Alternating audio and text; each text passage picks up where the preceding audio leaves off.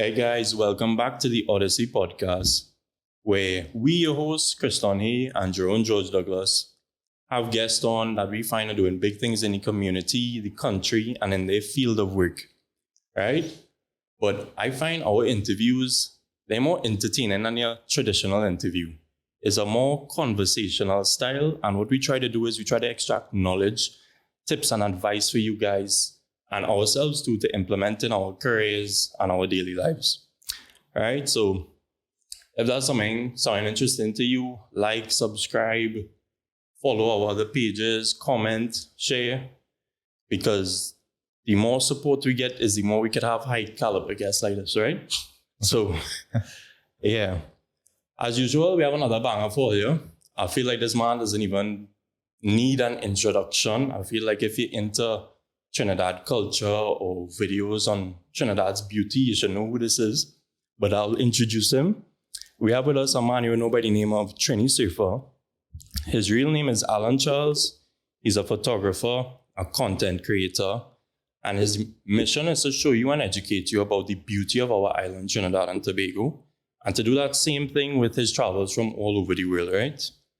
He's a real adventurous, humble fella who made a living of his passion, which wasn't really discovered until late in his life. So if that sounds interesting to you, stay tuned, And Alan, thanks so much for coming on the podcast. Thank you. Yeah, thank you for having me on my first ever your first ever podcast interview, anything really. I'm surprised. Yeah. Well, now was the time, right? So you all go and bring it for me.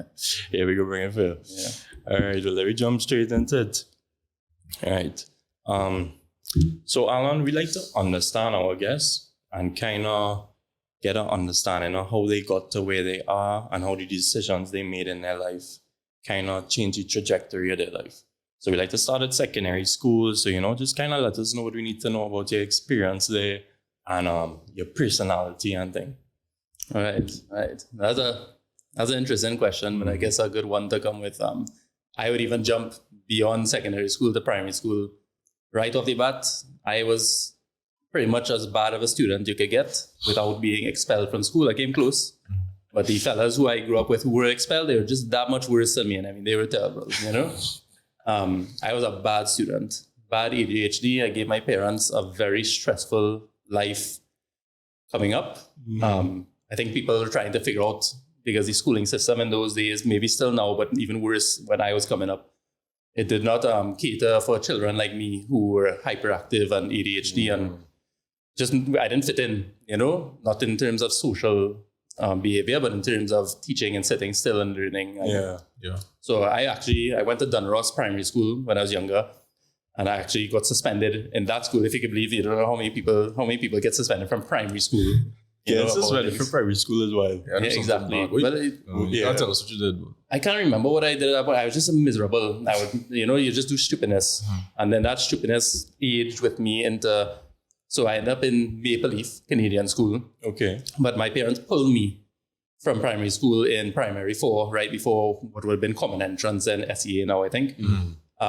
Basically because I was not going to pass SEA, straight up. And it wasn't because, and it's interesting to say now, is that a lot of people thought I was dumb or severely learning challenged. Because your judgment was based on your schooling, right? Grades, yeah. So so they pulled me. I didn't come from a very wealthy family, but middle class. They work hard and they let us live comfortable, my sister and I. And so Maple Leaf was not an easy move for my parents, for me, because that's more private school kind of vibes. But I just would probably have not succeeded in a public school setting where you really have to be academic or you fall into the other side of it, Yeah, that makes sense. Went to Maple Leaf and was same terrible student for the whole thing. Got suspended 4 or 5 times throughout my life there, stayed back, repeated entire semester once. Was a real nightmare. Numerous visits to the office of my parents, numerous visits to psychiatrists. They had me on Ritalin for 2 years, but unknowing to my parents at the time, I took that Ritalin for 3 weeks, and then literally at one point in time, I was just throwing it in the garbage because I didn't feel to take the pills, so wasting their money. I didn't want the pills, Yeah. They tried. it wasn't, and they tried with the best information available to them to help a person like me. And the school tried, but when there's other students doing what you kind of want them to do, it's hard to deal with an outsider. Not that I was the only one, but I was so. So I'll end that school part with I don't know if it's a funny story, but I nearly didn't make it out of school. I really came close a few times to being let go. I remember one point in time, the principal putting me on a zero tolerance policy, telling my parents and the teachers they drew a diagram of it on a board and sat all of us in the office and called my parents and they're like, we want you, Canadian accent, I can't do it, but they're like, we want you all to understand that this is Alan's last chance. We're on what we call a zero tolerance policy now. Any mistake he makes, he's out. Anything, and they made a whole spiel about it. Cool. So, however, survived that somehow. But my last year, granted, I'd already stayed back a semester. I scraped my whole school life. Like 50% was the pass mark to get into the next level and next class. And my grade 12, when having my first set of friends graduated the year before, because I stuck around, graduation was coming again. And I scraped 50s across every single thing. The only thing I got like 68% in was physical education, playing football. That's cool. And French, I never forget my French teacher sitting down there, and he called me to the front of the class, like the last day exams had passed, everything. He's like, Alan, you have 48% in this class. And he's like, it's important, depending on universities and stuff too, that you may want to consider resitting, or coming back and trying to up these grades, whatever. I was like, sir, anything in your power to get me the hell out of this school, get me out, I'm done. And there's nothing more for me. And he bumped the 2%, graduated. Oh, right. And that was, let me say 17, 18 or whatever year you come out of school, straight into work one time. My parents don't even bother. They even try to send me to. My father approached me. He's like, I have a little small savings if you want to try for college, whatever. I was like, just do it. But also in my heart too, I was like, I don't want to go back to school. Like, that's just more school. As much fun as it might be. I'm like, I'm just going to waste money. I'm going to disappoint everybody, including myself probably. So I was like, you know what? I just want to get away from school. So I got away from school. And so, the way how Trinidad is that's usually, it's like two ends of the spectrum. It's either people do really well or that happens because, school is not really meant for everybody. It's like it caters to a certain kind of person, and then it's also self-reinforcing where like teachers, they always support the students who succeed the most, and then they just like come down really hard on the ones who don't, but then they really don't understand, and it doesn't play to everybody's strengths. And then that's like self-reinforcing. So the people who do bad will just keep doing worse because like expectations of them are so low. And then the other people just so on. So, I mean, and that's a common thing, especially I'm really realizing that more now, speaking to people. It's crazy. And that's kind of, we have that kind of dynamic where he really likes school, but I like school, but it's for a reason. It's only, we liked all the aspects of school outside of like the studying, like the alignment. Of course. You have friends. School is great other than learning. But in class was really like trying to learn. Yes. Especially because we went to Fatima, and especially in there, like if you did well, teachers were they love you. But if you did bad, you're like the worst enemy.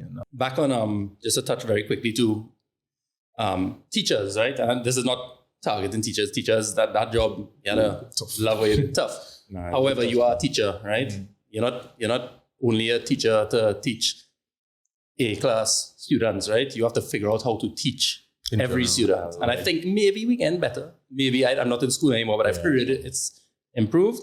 And I can't tell you, maybe now too with a little bit of popularity with Trinisurfer and too, but since I left school in particular in my later years, the amount of teachers that I've randomly spoken to who used to teach me, and they know, we talk about how much of a nightmare I was, whatever, but they're like, Alan, the schools were set up to fail people like you. Like they're not telling me it's my fault, They're saying that the system failed me and that they not failed, doesn't fail me, but No, they acknowledge. They're not telling me, hey, you was just a bad student, but they're like, they wish they understood how to teach people like me better or whatever. Because I remember the looks on my parents' faces and some of the teachers and stuff too, and my friends, some of my friends, they're not like, hey, Alan's an idiot, but kind of because you're always in trouble and you're always like they assume you must be not bright now. Yeah, you know, you must not, you're not going anywhere, you know. Granted, I was much more problematic outside of school. You know, I was a real, I was a scene. I mean, I had real friends, I had real enemies, you know. I wasn't a quiet fella and fighting in clubs all the time and drunk and all kind of stupidness, but fun. People liked me. But inevitably, when you're over the top, I was very over the top in everything. Yeah. So when you're over the top, you're bound to upset some people as well, too, you know. Of course. That's why I'm so calm now. I had enough over the topness when I was younger. Like, none of that. So anyway, yes. Yeah. We think about the school system exactly fail students like you and me. What I think, definitely the typical setup of the school system, the come to school, spend many hours, often, and now I'm sure there's different schools. I'm speaking from a Trinidad perspective, and maybe at least my perspective. I have no idea what schools are like now. I think there's some similar.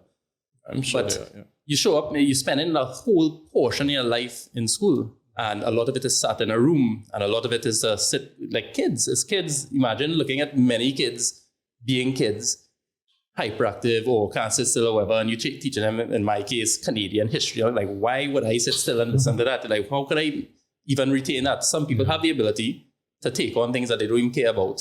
But as we've learned now, if you probably discovered in this podcast, the reason I'm excelling at what I do is I'm absolutely in love with it and real passionate about. That's why your podcast will work too. You'll love what you'll do. You will get there eventually now.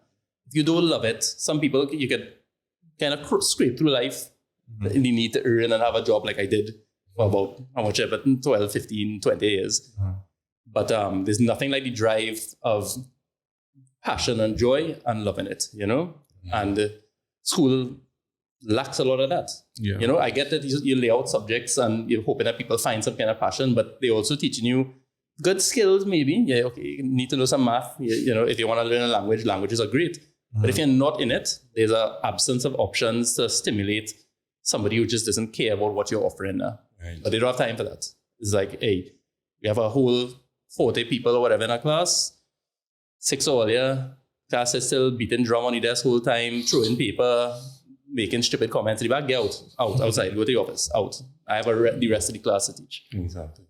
And that's why, you know, it's not, and I get it. Like as a teacher, maybe too, is like, how do I find the extra effort in me to cater for a minority of people, possibly when the others are doing kind of what I want them to do. They're human beings, right? You want to get home and just be out at the school is work. Yeah. As much as might be their passion. And some not. You know, some are just there, you know, maybe they're not really passionate about teaching. Right. So, And usually when you're in secondary school and thing at that level, you kind of have this pressure on you to pick subjects and kind of choose a career choice. You know, you're picking subjects to go, you know, I want to be a doctor. Let me do From sciences and whatever. Yeah, from Form 3. Yeah, you had that pressure at all, and you had any kind of idea what you wanted to do after school? It's funny, I'm just laughing because I didn't know what I wanted to do until about 4. Like this, I didn't even know I wanted to do this until it just fell into my lap by chance, you know? And I guess bringing back to the first question you asked me about where the school fails people.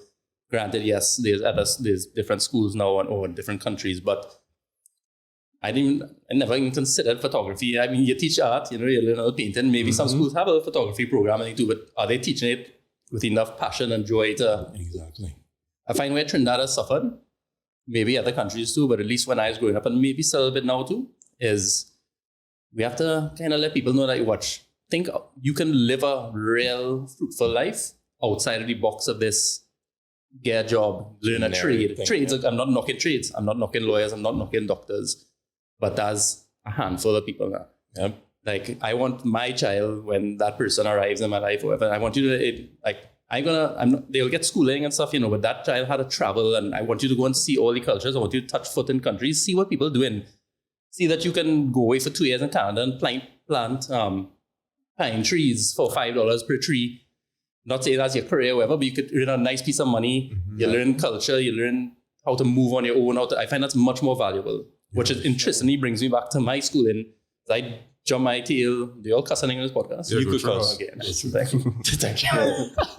But yeah, my ass went straight out of school to Guaya into the oil field. Like I had my father dropping me to Citygate at 4 o'clock in the morning, traveling straight to Guaya, working until 8 p.m.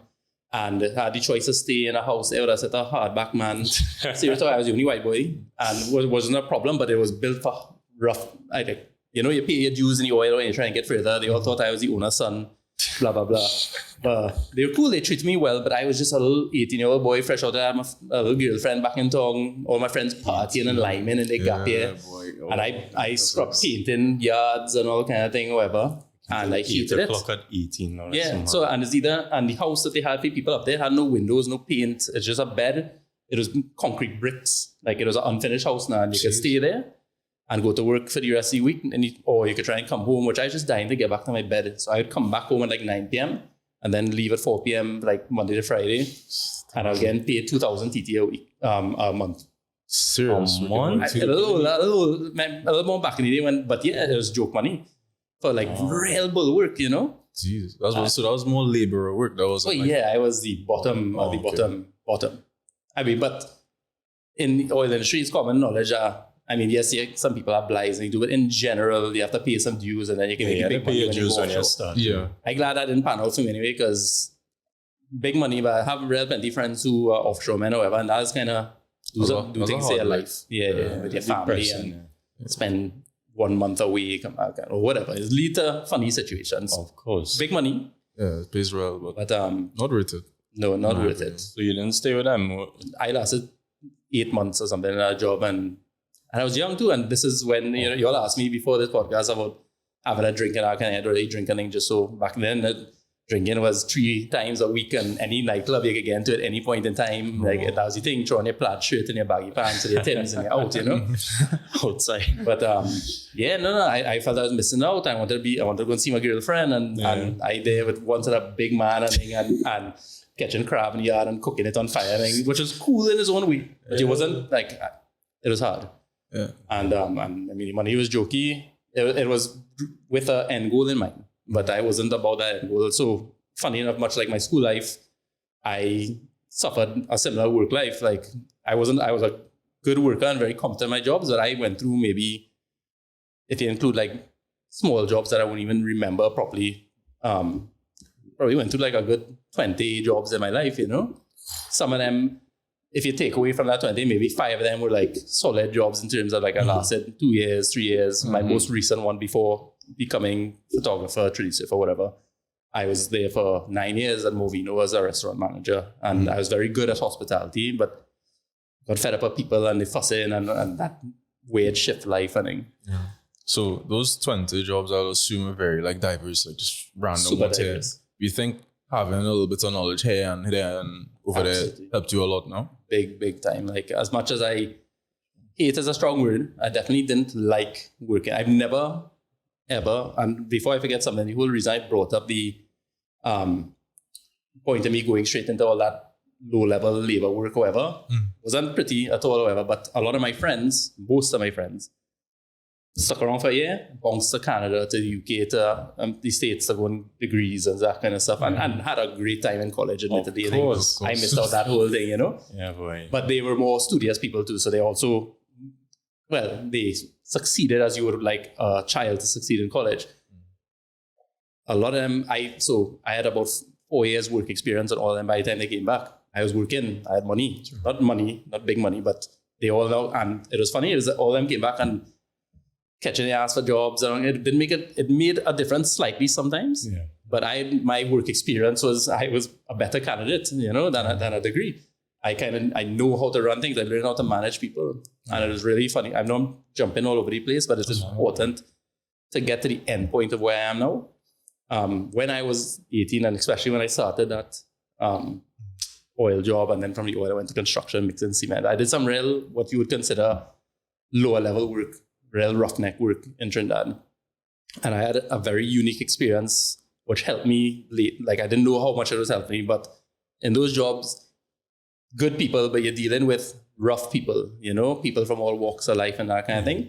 My girlfriend at the time, she was the opposite, like her family was the people who invented like Fernandez rum and that kind of thing. So like very posh, very worldly people. The mother speaks 7 languages, all that kind of stuff. So I was walking the line of like super, super Trini, wajang kind of thing. And the next line, I Affluent. was, super affluent people who had like 5 different pieces of cutlery on either side and eating, no hands at the table. But in the end, those combined experiences now too, I can interact with anybody. I can talk to the average man in the street just like them, relate to them with no kind of problems whatsoever. Or you could put me to sit down with the queen and I could probably get along a little bit, clean up my accent a little bit, be presentable. Proper. And I didn't know that was teaching me that at that time, Yeah, that's valuable. But more valuable than the affluent side was especially, and I'm not big on race or anything or whatever, but a white boy in Trinidad, minority or whatever. And of course, as I reach the oil field, of course, as I reach the construction side, the first thing is like, you must be getting a blight or some kind of thing or whatever. But when you start to talk like people and you could talk shit and you could catch kicks or whatever, immediately all that racing washes away and people cool. It's either your personality cool or you're not cool. And I've always loved that. And it's always funny because you go from white boy to red man one time. And I always like that. Coming out of school, while my friends went away to work and that kind of, not to work, to go to university. I'm not knocking university for anybody listening. It's a life path now. Like, people thought, Alan's not going to college, that's problematic now. Or that's not the normal way. Truth is, you might be better off not going to college, maybe. And that work experience is invaluable. Invaluable in getting jobs, but invaluable of making you worthy. All my job experiences that I've pretty much disliked, the vast majority, I've mentioned the 20 jobs, I'm just calling a number. But there've probably been 6 jobs I've worked that were a little longer term. Like some of them, like I did yogurt sales and deliveries and Massey stores at one point in time, and that lasted like about a month. And when you don't have the passion, like I wasn't a good worker for some of those people, because I just like, I hate this job, but I'm not even gonna try hard now, And then you're not trying hard translates into like, get out of my company because you're not helping my business, But it taught you a lot. Of course. Deal with people, work, show up, get your own money. My parents, I won't use the word cut me off, but I did not come from a family that was gonna support me financially. Like, you had to go and earn, My father would do everything, bend over, whatever to help me. He helped me with my first little B14 way back in the day.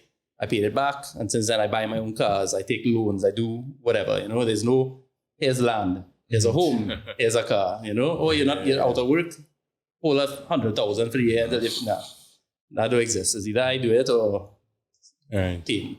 you think why you switched through all those jobs in that time frame is because you're kind of looking to find your passion or something like that? If you want the honest truth, the reason I switched so many jobs is I had a poor work ethic. I was a good worker, but just like school with the classes I did, the jobs didn't captivate me. Very quickly they become old. I was chasing money each time, or the general need for a job. Sometimes there's more money. Sometimes I just was out of work and I had to get back a job because then a bus, Yeah, Naziel pocket money for Zen and 51 or whatever. You had to work. And I just like my schooling, I did not enjoy mixing cement. I didn't enjoy going to Guaya daily. I didn't enjoy painting poles and learning about oil tools and that kind of thing. I didn't care. And it's only so long you can work really hard at something. Now, maybe some people are better at working hard, even if they're in a situation where they're not enjoying it. But, maybe a little bit of youth. Like I know I could come home to mommy and daddy and sit in my room and smoke something and play video games or whatever the case is. And why the hell are I going to work? Like, until you get desperate, Exactly. I spent the vast majority of my life, I kind of gave up on passion, on finding something I love a little bit. Every now and again, I'll get like a business idea or something cool, but because you want that, you want to love something. Exactly. But like I would look at the job market, and I guess the way I was raised and brought up in Trinidad, it's kind of like, it's either I go to this job, that job, work under somebody. I hated people, not all people. I hated being told and having a boss and coming down on you or they come to work and have a bad mood one, then you have to listen to them, or if you talk back or whatever. Some bosses better than others. Yeah. But in general, I didn't like customers in hospitality and stuff too. Some people just come out there to make your life miserable, even if nothing is wrong, and you have to then make a choice. Like, they have that customer is always right attitude, which works a little bit, but they're not always right. And I can tell you, of course not. as a third party person now outside of it, like I worked at a sushi restaurant at the hospitality too, because I live in London for a while. I can guarantee you that maybe around 65% to 70% of people who call the complaints are probably more in the wrong than the restaurant. I have no problem holding up the hand when the restaurant is wrong or something is wrong or whatever, but there are people who come out there, drop a piece of hair in their food or whatever, looking for problems-free meal, or in a bad mood, feel like the waitress or somebody gave them a bad experience, and their bad experience, like instead of saying, the food is delicious, but I find the waiter was a little unfriendly or whatever, or message privately to the manager, I didn't have a great experience at your restaurant. Social media, boom, one time. When first of all, as I reach, rats on the ground. Then when I walk in, the waiter spat in my face. I sat down there, the salmon was raw, I vomited for 3 days straight, and it's like, Jesus Lord, come on, that did not happen. More than likely did not happen, One little thing is affect the whole experience. Yeah. People like to embellish, people like to cause bacchanal. Hospitality is a very specific industry too. It's very poor in Trinidad. People aren't paid enough. There's definitely some bad service, some laggy service, but it's a big bubble. It's beyond the waitress or whatever. Some restaurants are set up to not serve people fast and not to do well. We have terrible customers, so as the service is bad too, you're bringing in people who are equally as bad as customers themselves with weird expectations. And bad combo. It was super toxic environment in hospitality in Trinidad. Yeah. The last thing I want to touch on, unless you want to touch on anything else, before we go into the photography and thing. Although you value the work experience you got while, say, all your other friends would have been going to college and thing, do you regret not having that experience? I would say, you're out liming every weekend as girls, as just real vibes. I mean, I did that. I just did it here. I rail limed, rail girls, rail everything. Straight up, I've been real honest. I was a big limer party, however. I just didn't do it in a different country, per se. And this is a very honest statement, one of the most honest statements you're going to get out of me. No regrets. And I did some regretful shit in my life, but with people I need to. But I don't regret it. You have to learn from it. When necessary, apologize emphatically. Of course, there's plenty I could say are regrets in my life, but I am a big believer in everything leads you to where you're at. Right. Yeah. I probably would not be Trinisurfer, probably wouldn't be living a very decent life with photography. I found my love and my passion. My life wasn't bad, but it had a lot more balance of bad and good. These days, the bad is minimal. I'm my own boss, but we get into all that. But the point is that what would have happened if I didn't fight in that car park when I was 16? What would happen if I didn't turn these people against me? What would happen if I didn't go to school and most of my life with people thinking I would never amount to anything and suffering and hating most of the jobs and the schooling I had? Right. Because it's probably that kept me always looking for the next thing. Quitting jobs maybe too soon, maybe not working hard enough because I didn't love it. And at the time, people probably like, oh, this man can't hold a job, can't stay in school properly. But that was my subconscious telling me, you don't like this. You're not happy enough. You're not happy enough. You're not happy enough. And but I mean, look how long it took. Exactly. Some people ready to give up in the worst ways in life. And they had that 18, 19, 20, or whatever. Well, you gotta hold on. Your turning point might be at 45, 50, KFC. Yeah, KFC. And I want to bring that up. Let them know how long you worked for in these jobs, I guess. How long I worked for? Let's just say I left school at 18. I'll tell you one. Oh, sorry. Let me just add this in real quick too. Go. If you're a terrible student like me, try and hold on and get through high school. Try not to get expelled. Don't drop out. Not that you would fail if you do, but more than university and anything, I feel like if you could get through high school and get a little diploma, I feel that's like a good entry level thing. Even if you need to get with some people who still watch your resume, right? Yeah. Try and make it out of high school. Even if it's real killing away your life like me or whatever, but get that little thing and then deal with the rest of schooling later on. Well, I've never stopped working since I was 18, but coming into the photographer Trinisurfer thing, that started, I'm 37 now, 36, 35, 34, let's say 33. So I've been working all kind of jobs from 18 to 33. The 33. Yes. Always working. I've had gaps of 4 or 5 months if I lost a job or I got fired or I quit. But one thing I've done well is I don't stick around without a job for long. My father wouldn't, not that he controlled me at all or whatever, but 2 months home, 3 months home, find something. Doing locho life kind of lifestyles in your bedroom, 3 in the morning, PlayStation, drinking, liming. some point in time, it's like, all right, you know, I started to feel it too. I was like, you kind of, with your friends and other people in university and stuff, like, you know, you don't feel good, you know, like, of course. You feel like you're getting left behind. you're left behind. And I'm not big on judgment. In fact, I encourage people to really not care what other people think. However, you can't help but feel like people are thinking about you sitting down there doing what was considered a loser lifestyle if you're out of work and you're not studying and you're not making money. It's kind of, Yeah. so you sort of can feel, granted, you was happy at home doing your thing, but at some point, But that's crazy that it, you found that so late on, because especially nowadays, I find like people are always just so pressured to figure it out now. Like if at 23 you leave university, you don't know where you really want to go to, men watching you slide when you go out, everybody asking you, hey, what are you doing now? What do you want to do in the next 10 years? What do you want to do in the next 5 years?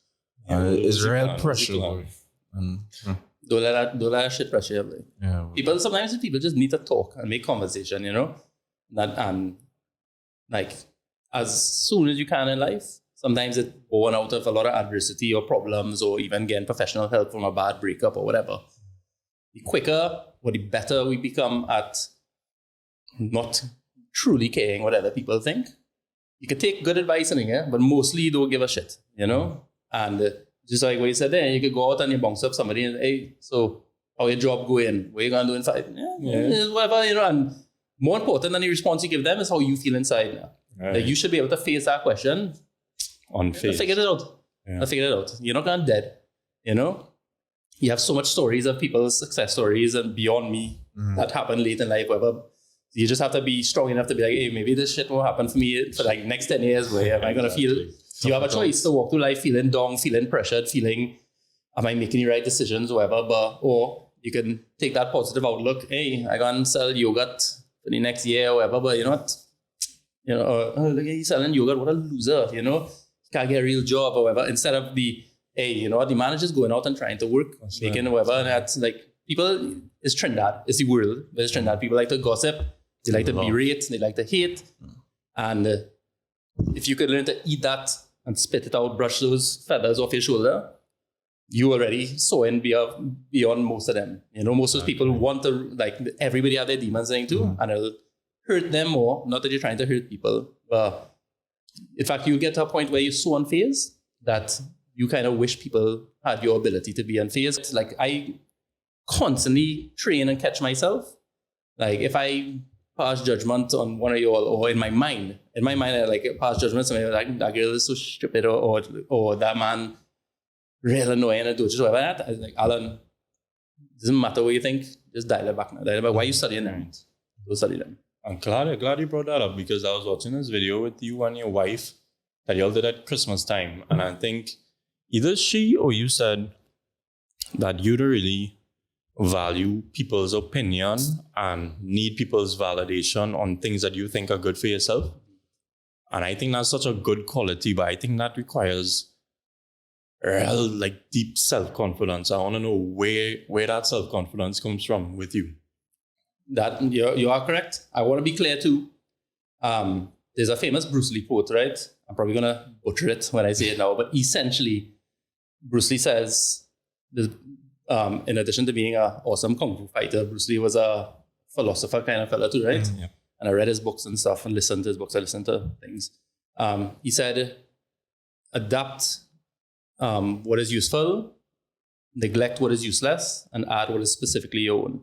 So if I sit down with you right now and I hear you say something intelligent, but the rest of the things you say is a set of shit, I might take that one phrase that I really like from you, I might neglect or push aside everything else, and then go over and take that phrase and be like, how can I apply this to me? How is it useful to me, right?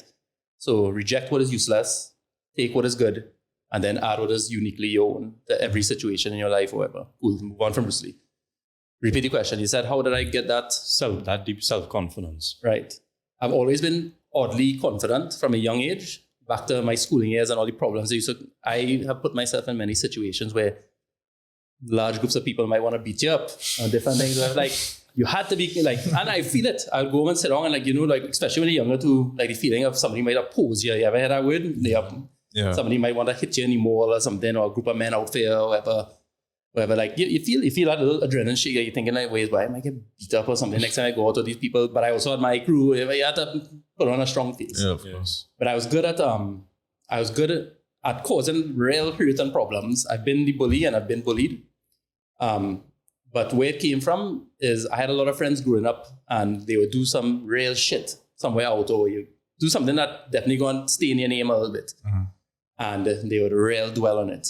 I was very good at staining my name, doing something, getting up the next morning. You'd feel it, but I was like, mistake done. I'm moving on from that.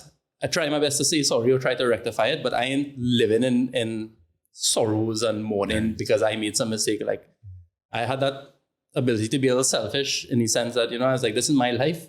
Like, if I go and worry if all these people don't like me, or if I made this mistake, or this group will never talk to me again, like, I still had to be happy now, So I had that from young, but it cultivated throughout my life growing up. From hard breakups, when you're at your lowest, your worst moments, things that where you feel real pain. And I was always where some people dive deeper, like you get into depressions, your girl of 7 years leave you, or some bad breakup or something.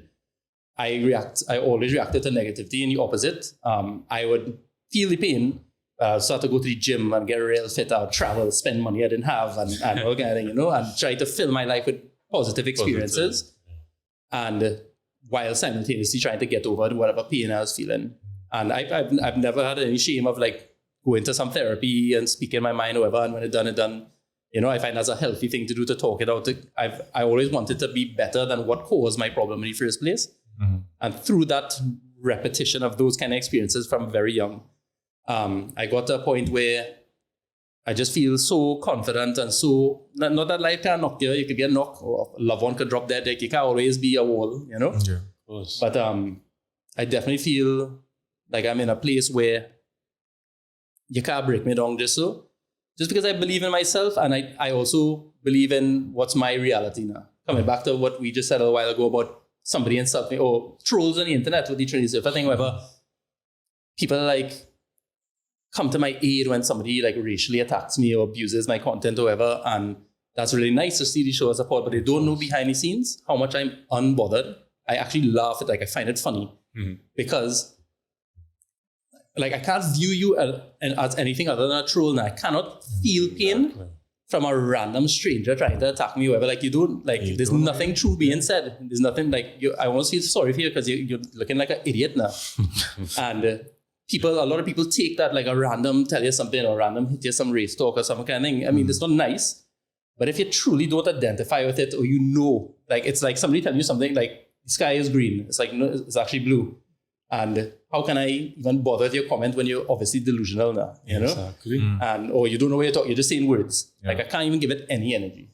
And that has been built over time from failed relationships, mistakes, bouncing back. Because especially relationships, like for me, like when you come out of things, so like I've been in one, like normal people, some better, some worse, some of them ended toxic. All the friends of the girl hate you.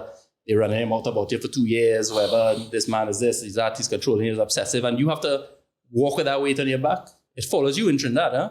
You go to check a next girl or whatever. It's like, so I just let you know, I bounced up the ex the other day party, and she's like, just be careful, he has a dark side, he's controlling, whatever. And I'm like, hey, you can make your own opinion, or maybe you and I, right from the get-go, maybe it's not even meant to work if that's what you're studying, Yeah. Like, you can't think for yourself. And I don't even say it sometimes, I just let it ride out, and if it fades, it fades. And here I am now, married, wife, not studying, nobody from any past relationships. But people will let that affect them. You got to be ready for that. All right. So how these, like, before Trinisurfer and all of that, how this passion for photography and videography came about? So I guess it developed into an actual passion a little later on. Of course. But plain and simple, I probably didn't even know it, but I always enjoyed taking pictures. I love to travel. And obviously I like outdoors and going to the beach and stuff. And I always enjoyed taking a pic with my phone or when I travel, trying to get like amazing pics of things that are amazing, Going to Scotland, the Highlands, you see a beautiful beach and big mountains in the background, you try to take a good picture. You try to find cool pictures. Likewise, the video that followed on afterwards, when GoPros came around, whatever, as a surfer thing too, you want to go in the water and film your boys and watch back yourself, surfing like what I did or whatever, and that's essentially where it came from, just playing around with little simple technologies like the phones and the GoPro, and it was not intended for I'm a photographer, I'm a videographer. It was to go home and look back at it and send clips to my friends and be like, hey, check this cool movie you did here. And the pictures is just things to put on Instagram to share, whatever. And it just happened to be what I liked, which was being by the beach. I think, there was no game plan for it. And that's just the truth. From traveling, just capturing memories, whatever. I just liked doing that. And to go in from there, at some point in time, the little phone pictures, the little video, I guess too, it's important to say where Trinisurfer came from. Literally, my wife now, which will be about 3.5, 4 years into our total relationship. I mean, I met this girl 2 weeks in, I sat down by her house, and I was just on my Alan Charles Instagram page, and I'd done this 2 or 3 times before in my life, but it was in a school before, like some of my friends saying that bus. I tried to change my name to something else for no reason. I didn't know why I was doing this, because I didn't want to be an influencer or content creator. I just didn't want to be Alan Charles on social media. Right. And I just tried Trinisurfer. The name was gone, so I was like Trini_surfer. Changed it. I took in 300 followers on my page or whatever, like friends. On a normal page. Yeah. And just changed it. And my very new girlfriend, now my wife at the time, she's like, yeah, it sounds nice, whatever. And then it's like, I was like, yeah, literally. She's like, okay. And my sister's like, well, why are you changing it? I was like, I don't know, bored, whatever. And then, of course, some of my friends like, who the hell is Trinisurfer? Like, what is that? Like, because, of course, you have to scroll along a little bit to find a picture of me or whatever. And then eventually people, and you start to deal with the little backlash. Not backlash, but... Yeah, clown. Well, you get clowned, like right through until you stop clowning you, And that's a big thing that we'll touch on as we go along too. You have to take real clown for trying to be and do what you want to. Is people will knock you until they're like, ways, I don't want to knock you anymore. Way, how, like, that's cool, But they'll shit on you until... When you make it cool, that's cool. Yes, exactly. It's funny. It's funny looking back on it. It's funny. Very funny. People think you're weird for trying to be different. Anyway, but in the early stages, there wasn't even no big set of backlash. It's kind of like, wow, I'm doing, And then... Backlash from people you knew too? Not backlash is a strong word. People are just like, who the hell is Trinisurfer now? This I was Alan. Like, people I went to school with or whatever, and then eventually it catches on and like they kind of like, laugh at you, like, why are you calling yourself Trinisurfer, Like, and I didn't have a good answer. Like, I just woke up and felt to do it, and here we are, But I changed it. And so back to the photography and the passion or whatever, with this Trinisurfer account now, very much heavily phone and GoPro at first, I'd get cool shots of us surfing. So the unique shots, it wasn't by any means professional photography or great photography. Granted, photography is subjective, Yeah. But in terms of what I know now in skills and light usage and technical stuff, or whatever, like, it was hardly photography. Regardless, luckily for me, most of the world are not technical photographers, so you post something cool enough. Looking good. That's hard, boy. Wow, sunset, Yeah. And so it's just started to gain a little interest, slowly. Like, I'd post more videos and people are trickling in, other followers are trickling in and post sunsets. But the advantage I had at the time outside of, I maybe had a natural eye, but I did a lot. Like, I would always be at the beach. I would go into waterfalls. I'd go to Paramin. A lot of people, now that I've learned, a lot of people don't do much with their life in terms of that's very true. Traversing the landscapes and stuff. So it was interesting. To me, it was normal. Yeah. But then all of a sudden, you start to realize, people not really in Toko, people not really in Paramin, like, cool. Started the bills. I remember reaching 1,000. Like, here's 1,000 followers. Wow, what an achievement, And it was not about the followers and the social climate, but you start to realize that something is going on. Yeah. But I wrote it out very much on I just loved doing it. It was kicked. It was still very much for me and my friends, whoever cared, cool, whatever. And I guess kind of egged on by people around me or the comments and the motivation. Like, your photographs are cool. I was like, wait, I should get like a real camera, Yeah. And my uncle had this 2012 Nikon D5200 that he bought in 2012 or whatever, And he bought it. He's like, I want to take pictures, and he took it out of the box, realized he doesn't know how to work the camera, and put it back in the box and just put it down his side. So sold it to me real cheap with a little basic lens kit or whatever. Bought it on like a Thursday evening, Friday morning, 5 a.m. down by Pier 1 on the boardwalk, trying to take pictures of sunset in automatic mode. Post that thing shit up one time. New camera. I was like, wait, look at this. This camera's amazing. Looking back on it, very amateur pictures. But It's part of your journey. yeah, and started to learn. I mean, so I was obsessive, very obsessive, driven, again, coming back to passion. I can honestly tell you, like, if I'm doing photography now for, let's say, real, like, since I put my hand on a camera, let's say 4 years, for the first 2 years, there's a very real chance I might have gone out and taken pictures every other day without fail. Maybe with some gap, like, I mean, just waking me morning, go for drives, go for sunsets. I was heavily focused on sunsets and landscapes at the start because that's what I knew before I started to get a lot more involved. Yeah. And spent like a good 7 months shooting automatic. Then like everything seemed scary at first now. Adjusting manual settings, ISO, exposure, aperture, ain't touching that. And then you start to line with some photographers who in the game longer, you know, teach you a few things, you learn. All of a sudden now it's like, oh, this wasn't as hard as I thought. So anyway, just kept practicing. The followers rolled in or whatever. This is long before talking and voiceovers and reels and TikTok and into, so pictures were carrying a lot of clout, you know, there wasn't even so much video. I might include like a GoPro time lapse or something in my picture series or whatever. Video wasn't as prominent. There was no YouTube yet. And yeah, that's pretty, it just kept going and going. And followers came in at some point in time.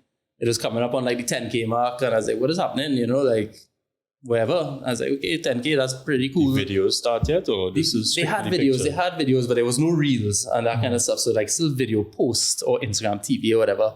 And I'd started to touch on the videos really started to break through during COVID. I would go out and like, because everybody got stir crazy, a trap taker, do whatever. So I started to go to like Airbnbs locally, finding things for my wife, drive to Carcass. And I'd make like little GoPro videos that I posted on Instagram TV at that point in time. This is before the YouTube came into play. And yeah, so I just kept getting better. So there's two sides to branch in this conversation right now. There's the video side and all the content creation, blah, blah, blah.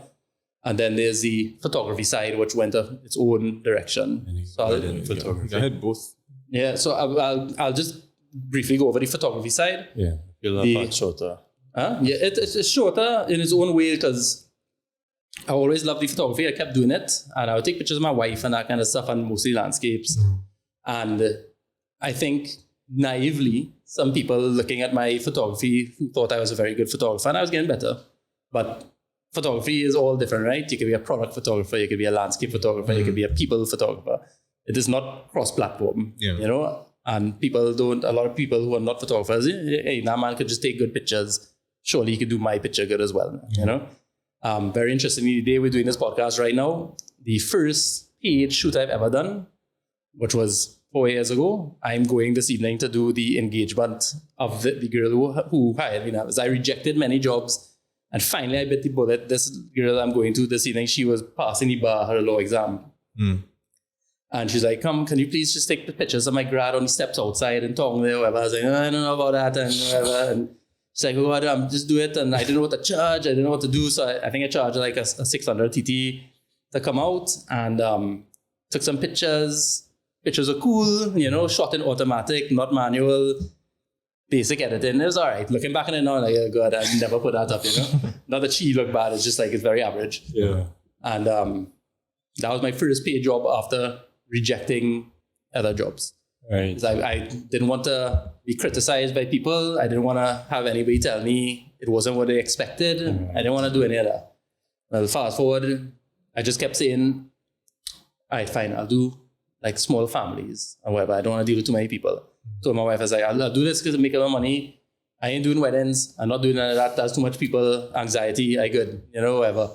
More people come in, more people come in, more people come in. And then somebody's like, can you just do my wedding as a small wedding? I was like, I do weddings, I do that. It's like, please, you know, whatever. I just want you to, I was like, okay, do the wedding. Do more weddings. Now it's just weddings and family and everything too. But now it's like whole face confidence, walking out like, Everybody, family pictures come in right now. Gavin, I the loudest person saying, come on, excuse me, you need to step to the side, conducting the whole thing. And because you just know. Yeah. You know, you're deep into it. And if there's ever any lesson, is never say never. Because you really don't know. You will literally be the person doing the exact opposite of what you said you would never do in this life.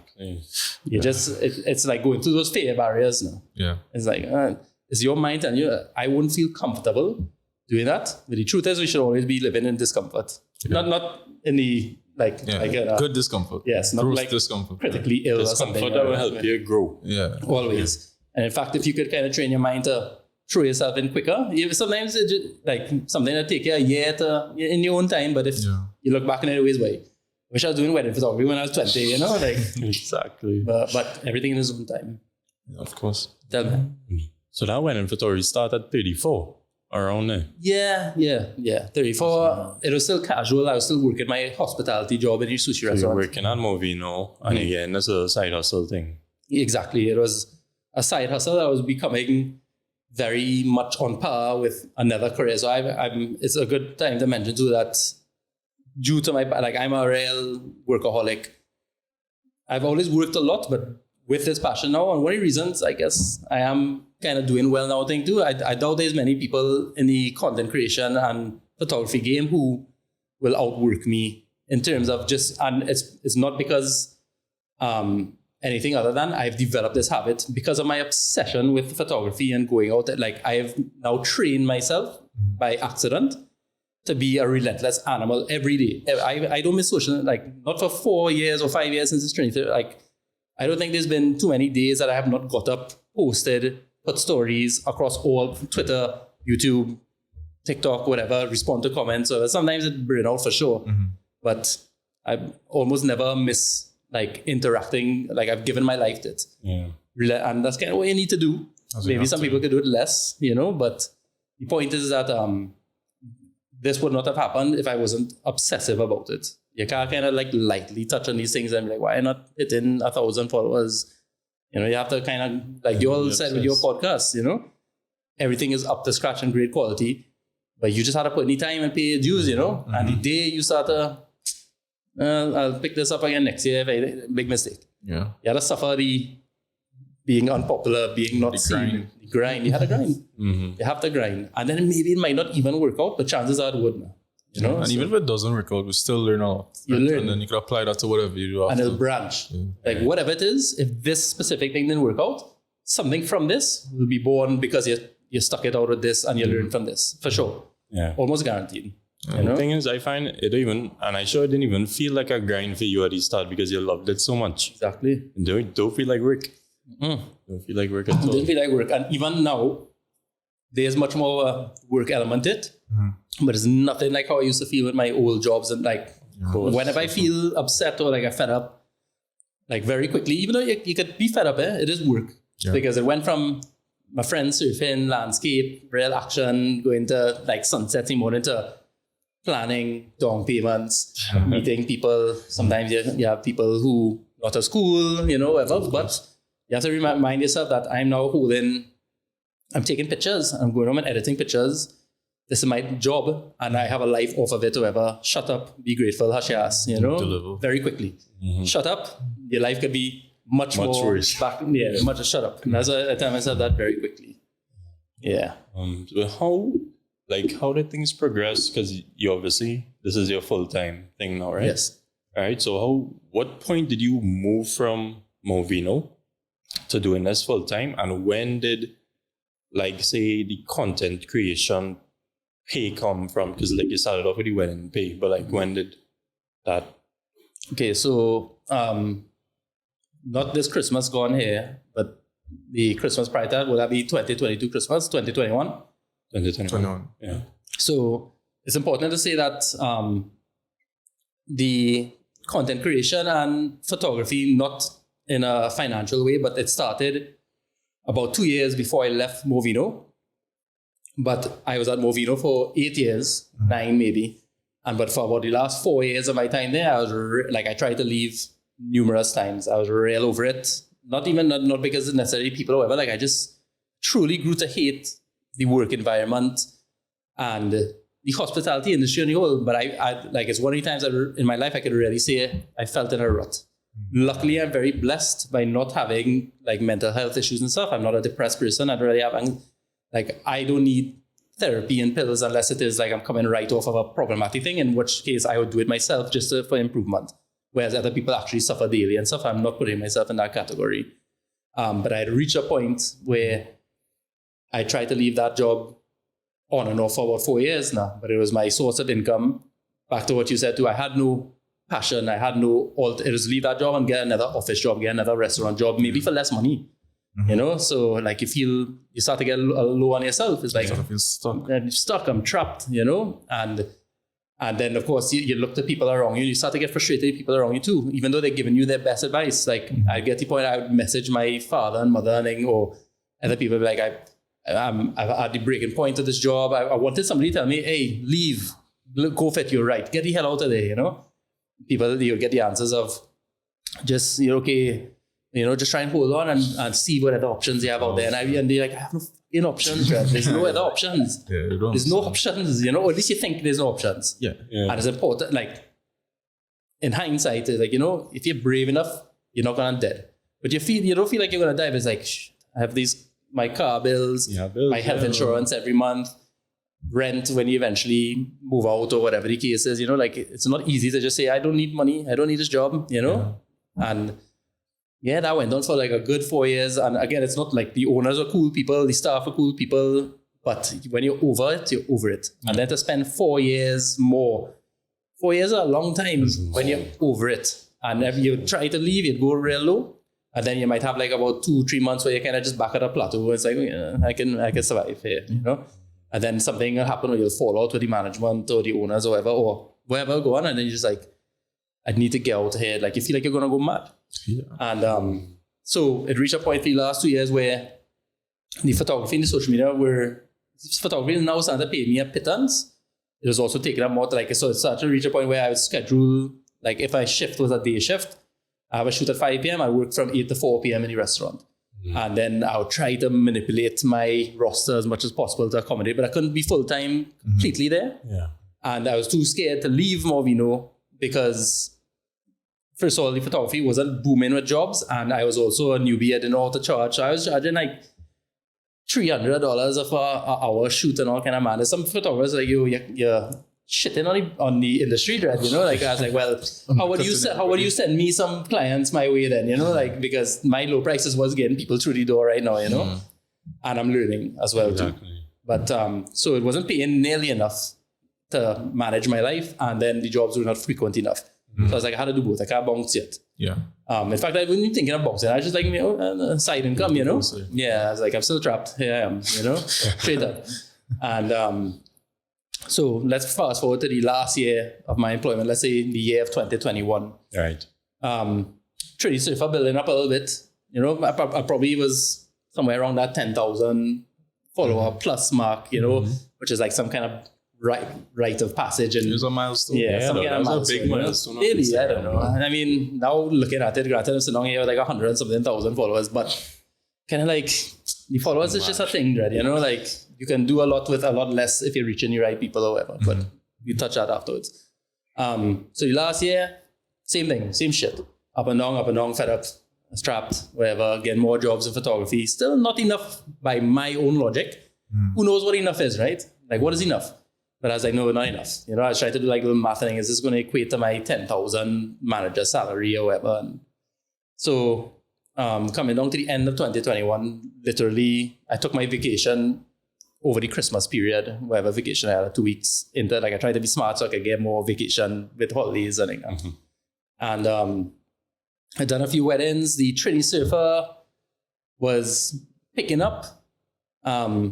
I wasn't getting no set of sponsorships and anything here, but like they had a few little, like I'd started YouTube, by the way. So this fella named Brett Thompson. I don't know if you know Brett Thompson on YouTube. He has fishing videos and on YouTube. He was like begging me for like a year and a half to like start YouTube, and much like the wedding photography, I was like, I ain't going to know YouTube, whatever. Just like you all are not putting your podcast on audio. Yes. But so by the way, just immediately start doing that. And that's the best advice. Every man is like, the best advice I give you is start. I was like, oh, I need better cameras. I need better lighting. I need this. I need better audio. He's like, nah, Start. So I started YouTube. So the YouTube is in play now, baby YouTube. But I'm just letting you know it's there. So the YouTube probably had, by this point, hit the little 1,000 subscribers. And at the beginning, every time 3 months you cross $100, you get 100 US in your account or whatever. So the YouTube was there. I had that pittance coming in. The photography was making its little small money. My prices were higher, but still low. I was getting more jobs. Took the vacation and was sitting at home with my wife and my sister-in-law. And literally must have been like 2 days before Christmas Eve or something.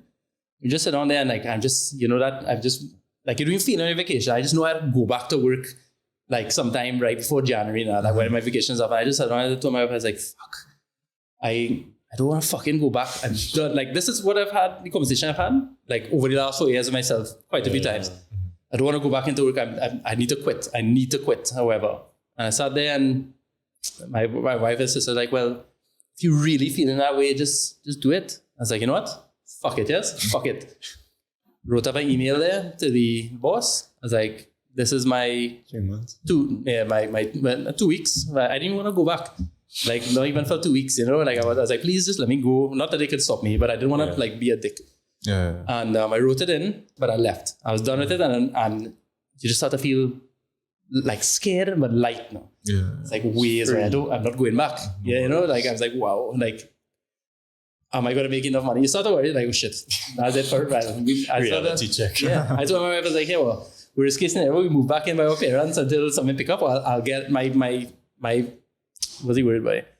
My speech to myself every time. I was like, if this don't work, we just revert to the worst case living situations and I'll go back and get a next regular job. I didn't want that at all, but you try to tell yourself narratives yes, prepared for failure now. If your plan don't pan out now. And never look back, Dread. I just went in it and I didn't go one single month from the day I quit that I was not able to afford rent and all my expenses in life just from diving straight into the photography.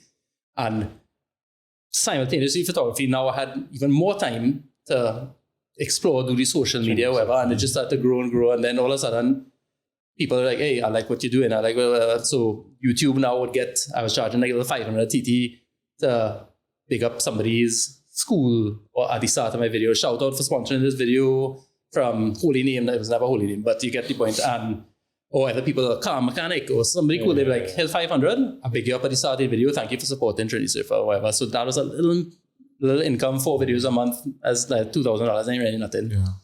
And mixed with the photography. But then when the Trinisurfer started to hit the 20 and 30, started to do more giveaways. So sponsorship didn't only come in the form of money. It'll come in the form of freeness, people sending food, different things, a line in the restaurants, giving back. And I've always been good at giving back and communicating. A lot of people have told me throughout my come up, what has separated me a lot apparently from other influencers and stuff too is that I respond. When I can now is madness. I still try, but it's out there. I can imagine now. Out there. But the photography still is my cream. I think it always will be in terms of payment or whatever. The social media could really boom to it, but I know we mentioned this prior to the podcast to how I do want to be that hustler influencer, but we'll touch that part. Yeah. But yes, now over the last year, whatever, I have my packages there, $2,000 for real food and business, $4,500 for accommodation, which is, and I can break it down for you, for the reels and stuff too. It's $2,000, whether you're a restaurant or you have a product or whatever. And I will still pick and choose. You can't send me a pack of cigarettes and be like, here's $2,000, sell it to the kids, It just wouldn't go down like that now, I would be like, no, because I have trust with my followers, right? And the thing is that I will promote things that are not, it doesn't have to be like, oh, Trinisurfer represent, I've done Amarol before, I'm not a big lover of Amarol, but Amarol is cool and it made my car look good. I have no problem letting hey, you can use Amarol too. Yeah. And they have some people out there, it's like, hey, look, cash, whatever it is, whatever, come on, I own it, why not, And then you see somebody backlash some people again these days, right? Of course. And even the backlash is stupid sometimes too. People just want to attack you anyway, and you have to be able to ride that. Some people don't ride it so well. I get backlash every now and again, but stay true to your cause a little bit, You could branch off if you think it's worth branching off, or it doesn't have to be Trinidad, it doesn't have to be a beach or whatever, but back to the Amarol example. Amarol, am I saying it right? Amarol. Yeah, Amarol. that you could consider that again. Amarillo is not the beach, it's not the outdoors, it's not like a healthy brand, sunshine or whatever, but it's a useful product to the Trinidad population. And I'm just bringing the awareness to like, look, if you want something to keep your car good or whatever, I took it and let somebody wash my car and made a video. It's like, it doesn't have to be deeply rooted in Trinisurfer to be like, hey, this product exists. It's not a sellout for telling you about it. You could buy it, you could not, but it did a good job. Made my car look good. I like my truck. End of story. But there's some things I'm a lot more passionate about, obviously, you know? Yeah. But it doesn't mean that why not take a payday to also help a company and then maybe help you. You're like, shit, this Amarillo did make my, like, it protected my seat, so whatever, like, everybody wins, cool, you know? Yeah. You want to bring down the brand. Yes. Yeah, exactly.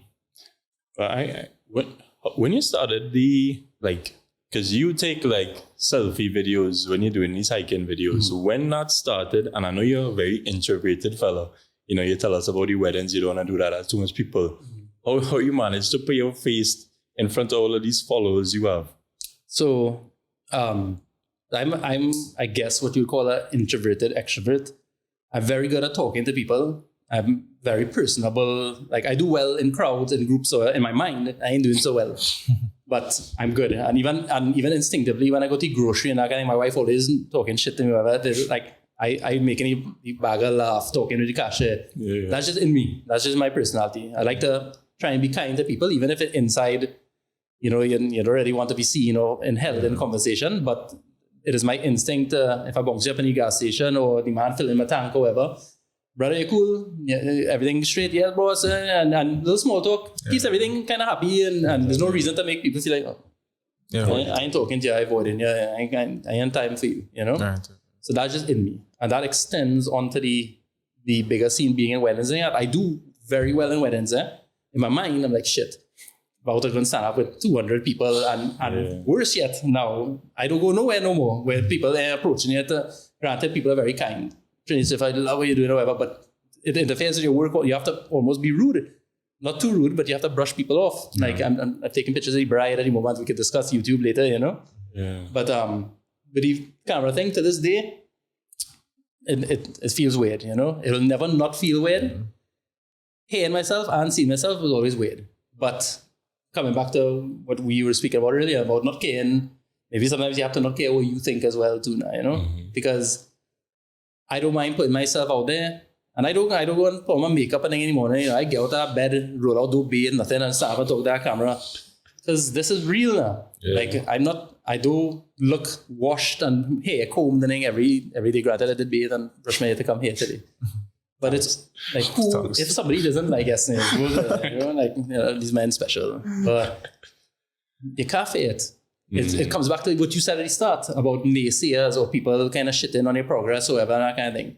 When you just brush off that, like, if I put out a video of myself looking ramful and I put up something about whatever, juice or some kind of thing, that might be a recent one talking about fresh juice in Trinidad or whatever. What are you going to say? He ain't looking clean enough. I don't give a shit what you talking about juice. That man is an idiot. Like, say, wait, it doesn't matter now. That done out of my head. The video is up. Even if it reached back to me, Alan boy, people real talking about that juice video where, Yambi in the corner, I or some kind of, I done married, like, they have no reason to look good and thing, like, it's overdread, you know? Don't matter. It just does not matter to me. When I say it doesn't matter, I wouldn't, like, put myself in a situation where it could truly be problematic, hopefully. I'm very neutral. Try to be, even if I have feelings about certain things, I don't go busting political and religious standpoints just so, I mean, for the sake of controversy, I walk a middle ground where I can. But overall, I don't care. Yes, talking to the camera is weird or whatever, but I understand it needs to be done at this point in time. And so my anxiety or weirdness about it, very secondary. I don't feel anything at all to being on camera. Yeah, you're nervous. Even coming here today. It's like, am I going to talk well enough? I'm going to say, but I'm like, I'm not coming, you know? I'm not going to not do it because it's cool. It's a cool experience and live within the discomfort a little bit. You know, this is very easy. You all are very cool and easy to talk to. But, you know, even before, as like a podcast, you know, am I going to ramble like I'm doing now, talk too much shit? That's what we want to do. But the thing with this is like, we always try to aim for a short podcast, but then it always goes long, and you don't even realize how long the conversation is going for because it's real natural to talk to people, right? Exactly. And the whole point of this was to mimic like conversations between people in a social setting and thing. And when you're talking to people in those settings, you be there for a while. It's just you don't really think about it because there's no time on here. It's like linemen. Yeah, that's all it is. Well, which it should be, right? It's, I mean, I used to listen to podcasts, and it's not I just don't have the time. But it's cool. Like, what y'all doing now? Like, I hope people tune in and listen to this. Like, I hope people are interested in my story. I hope like there's some kids who are like us or out there who are thinking themselves, oh, what the hell I gonna do in life? My friends think I'm stupid. My parents worried I ain't gonna succeed or whatever. Like, that is not life, Dread. You know? Anyway, what is success anyway? You know? Does it mean you need to have a certain income? What does it mean? You know? Happiness, first and foremost. You know, yes, certain things help you to be happy.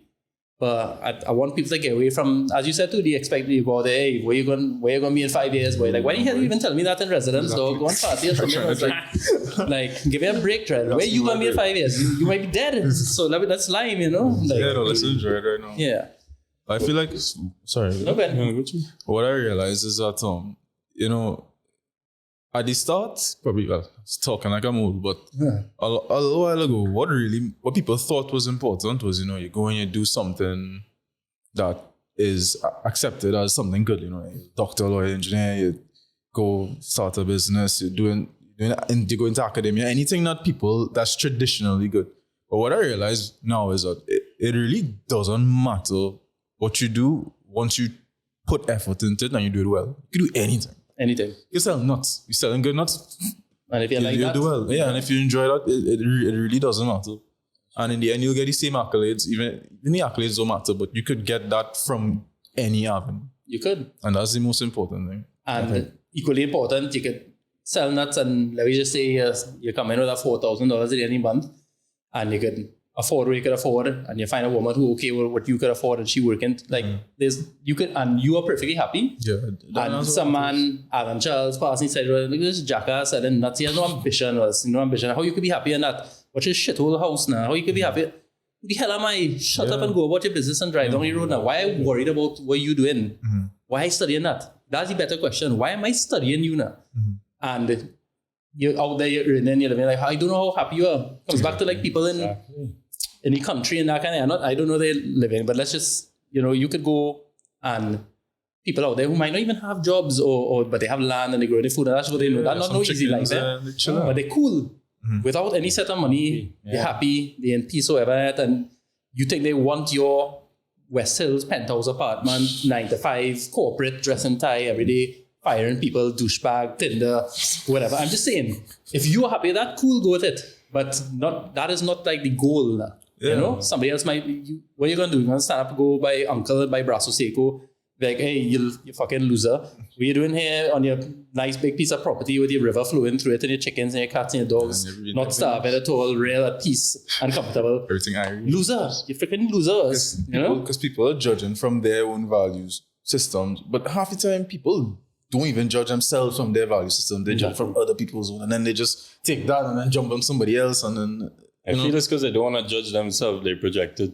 People are very bad at looking inward and pointing at themselves. So coming back to a lot of what we said in this podcast today too. It is a life skill and I encourage it. And it's not easy. I'm not saying it's snap your fingers or whatever. Learn to real judge yourself first before others or whatever, because first of all, it'll better you. And you will keep coming back to realities that make you not want to be as harsh on other people, because it's just a shitty trait anyway to be studying people and judging people or whatever, and that nasty way of thinking or whatever. Study yourself always, by extension, sometimes other people, but be more sympathetic, be more understanding, be less judge. Like, as you said, the nuts is a great example, or every nutsman on your road or whatever, like, that's just the man life now, or even like looks and like racism in the world and people getting attacked for how they look and different things or whatever, like, just let people be now, Don't worry about it, It's not your problem. It's not your problem, It's not your problem. Well, you have any advice to people who say would have been in your same position where they work in a job, but they feel like they have more within them, like, this ain't for them. And, taking that step is a big leap. You have any advice for them in that regard? Yeah. my advice is first of all, take all advice ever with a pinch of salt, because I am me, you're you. So not everything will transfer the same way. I will say this, though, as much as it kills me a little bit inside to say it, somewhat my parents and different people making me cling to that job longer than I really wanted to, 4 years longer, let's say. I don't know how it could have been different, but it worked out the way it did. And during those 4 years, like, I wasn't as comfortable as I'm having this conversation with you now too. But there was value in not bailing immediately. Still maintaining, suffering a little bit, if you will. So what I would tell somebody is that it is wise words. My father kept telling me, see where the opportunities you have. Like, don't leave until you have another opportunity. That's easier said than, that's harder said than done. Because you might have no opportunities or whatever. But I do think there's value in, unless you're being severely mistreated or something like that, don't jump into nothing. Have a kind of plan, even if it's not a clear plan. Have some kind of ideas. At the same time, don't be afraid to take the risk. But don't let the trapped feeling just absorb you indefinitely until you're like literally at your end of your rope, Be brave to leave. Be brave to quit. Your happiness is more, it sounds so cliche, but your happiness more than your money, more than anything in life, however. There's nothing, if you could go through this life happy first and foremost, chances are if you can believe in positivity and happiness, there's a good chance other things will follow. You might not be the richest, but you're good. You're comfortable. Like, I would never say never. Right? But one of my worst nightmares right now is photography and Trinisurfer and everything falling through, and I had to go back to 9 to 5 or whatever. Like, there's nothing like waking up each day, doing whatever the ass I want. To an extent, I have bookings and certain dates locked off. I don't have to apply for vacation. I don't have to ask nobody how to make my next move or whatever and tell you what I'm doing like that. That makes me sick. I feel to throw up even thinking about talking and applying for vacation. I'm mad at it. No way. And the point is that I'm not rich. I'm all right. I'm all right. But that peace of mind, boy, get up, go watch your day, as you stay home all day, watch TV all day, work, I don't know, whatever, go to Antigua for a month, whatever, It's all on me. I can do that. I had to make back the money somehow if I'm not working or earning over there, then it comes back to me. But that's just such a good life, Nadra. But anyway, even if that's not your life, if you choose the corporate world and you are happy in the corporate world. I was not about to say that. I was like, because they have this thing nowadays where everybody wants to be self-employed and own a business. Yeah, that's glamorized. And it's glamorized. And that's not really the path for everybody. No, it's not. So be real with yourself, right? If you have a bad day in work, that don't mean you have to quit and try to sell whatever, though. Just be real with yourself and do what makes you happy. Know your tolerance for risk, because obviously quitting your job and being self-employed is very risky, right? But that's also why you have such a high reward at the end where, you're self-sufficient, you can do whatever you want, you don't really have to answer to anybody. But, to each their own. That's basically it. Just be real with yourself. Yeah, the lawyers and the doctors and that kind of thing, like, some of it requires being in hospitals for crazy shifts and hours or whatever. But if you thrive in the environment, not everything is going to be bad. But that is your calling. Alan ain't no doctor. You want me to cut you open and nothing like that, real pressure. You're dead. You're dead for sure. But the point is that as you said, fit into your areas of life. However, if you do find yourself in a situation, you're right. Maybe self-employment might not work, but try. Yeah, this is not the first business that I've ever, I've successfully, for a short period of time, ran like a little pressure washing contractor business. And at one point in time, I remember within 3 months or something, because I'd learned from a roofing job I had about a pressure washer, so I knew contractors, and I made something like $65,000 in 3 months or something, and I just went to Europe for 2 months straight, and then came back and then didn't follow up with the business died, and sorry, no bad business, but the potential is there, and I just didn't do anything. I was I'm going to travel, but it was cool. I traveled, however, you could argue that maybe I could have sustained a very lucrative business. However, it did not happen. The point is, I tried something, I did it very well. And then I didn't do so well when I came back afterwards. I just got lazy now, Yes. Try something. You're stuck in it, especially if you're really unhappy in a situation.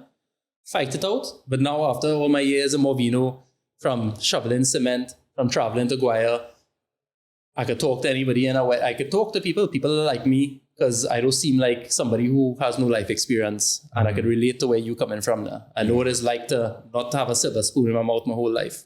So one, them shit jobs taught me that, right? getting along with people, getting up, going to work. The need to earn. It taught me that, so I'm not lazy. It taught me that I could work POS systems. I know how to deal with aggressive, angry people most of the time. Granted, I don't have to deal with them anymore all the time. I can tell you, fuck off, you know. I don't want to hear, you know. But in the event of a problematic person at a wedding, or a drunk uncle, or somebody trying to annoy you while you're trying to do your work, whatever, how are you going to carry yourself if you don't have the social skills to deal with it? And all that is my relationship, my marriage, and my wife now. I tell you, this is real talk. I don't know everybody else's relationship, but I've seen many relationships growing up, and I've been in many growing up, and I don't know many that are as good as my current relationship with my wife. And now my relationships before wasn't so. So I'm talking from experience and trial and error, as well as seeing my friends and other people go through emotions around me, right? Like, I've been very lucky to find a person who just happens to be super compatible. Like, my wife and I have been together for almost 4 years, not married, just together.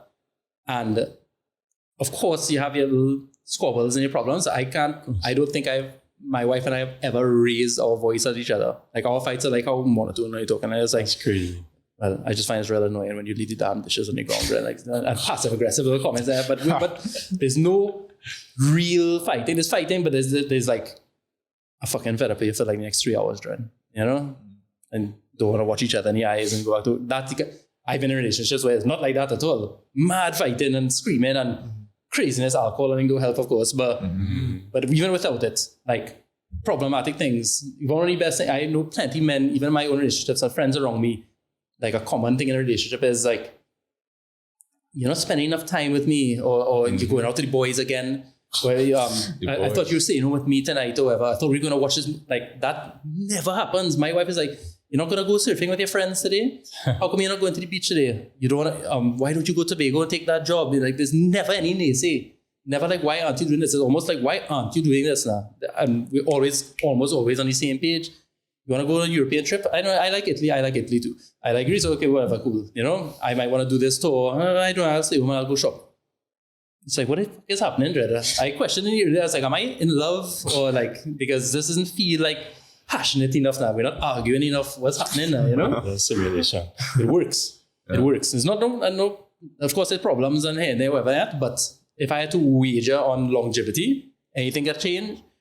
But I found myself in a situation where, like, if you're going to have kids with somebody, dedicate your life to them through marriage and all that kind of thing, you probably want to aim for something what I have going on now to give you the best odds of that working, you know? Like, I look back on my relationships, I look at some of my friends, whatever. Toxic shit can go on real long too, eh? What? But you don't want that. Yeah. But it's hard to see. And I'm just wishing people, like, you want some relationship advice, everybody, you know, it's not a relationship podcast, but if your relationship is full of fighting, a lot of, like, shouting, even hitting, anything like that, or whatever, but even on, like, if you can't just get along most of the time and that your fights are not minimal, I would say you're probably going to have a hard time, you know? Yeah, you could argue a million other things, relationship, love, compatibility, yes, massive things. But overall, if you're not mostly on the same page, and if it has to be very rare, like if once a year you might raise your voice to each other or something, but if it is, you find that happening every other week, 2 weeks, blowing up, lots of arguments, lots of disagreements, lots of, like, probably is not going to get significantly better unless you'll both embrace like serious professional help with the goal of we really want this to work. Most people don't do that either. You just kind of ride it out until you burn to the ground and then you're lost. You don't lose. You say mistake there. I was about to say lost, but you know what? I've burned to the ground in numerous relationships. Probably made me ready for this one. So take your shit relationships and run with it. But you want to marry, you want to commit, don't do it because granny wants to see you married before you're dead. I don't know, like, you can't shit up your life, man. Like, you don't want to do that at all. Know yourself. You know, don't go into no relationship with your broken ass, not healing, with your insecurities or whatever, because it's gone, come back. You're the best girl in the world. Yeah, one time. Even now, like, with all my thing, whatever, like, I don't have it at all, but once in a while you feel it, like, silently bubble up inside you, whatever, like, you just said, like, might be sitting down there working, wife on the phone, or I was like, you know, you could just be messaging some next man right now. And then you're like, you know what? Fuck it. Even if she was doing that dread and it happened, you go back to this editing, yes? Like, or me might have challenged it for no reason. And all of a sudden you're in a fight or whatever, you know? Yeah.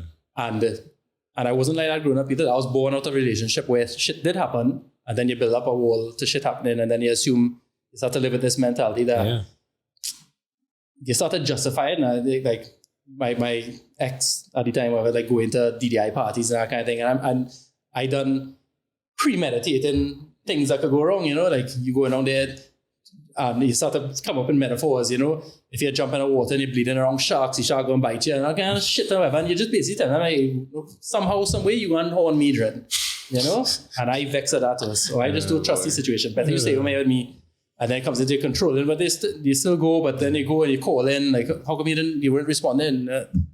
Madness. And then I look back and I was like, how annoying and stupid was I, dread, you know? Like, why would I want to be that? Yeah. And you're ruining other people's lives too. And it's just, you don't want to be there. You don't want to be there. But sometimes you had to be there to come out of there. Yeah, mine is a funny thing when you get hurt. Yes. Yeah. You know, I guess some good relationship advice there, though. It's real.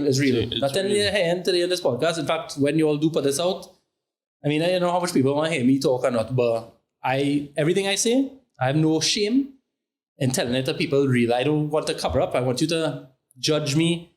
Like, people hide things about themselves. Not everything in my life has to be for the public and my wife and I, blah, blah, blah, blah, blah. But I have no problem telling an audience about how shitty I was in school, how much I failed, or like people try to hide like some of the negatives in life.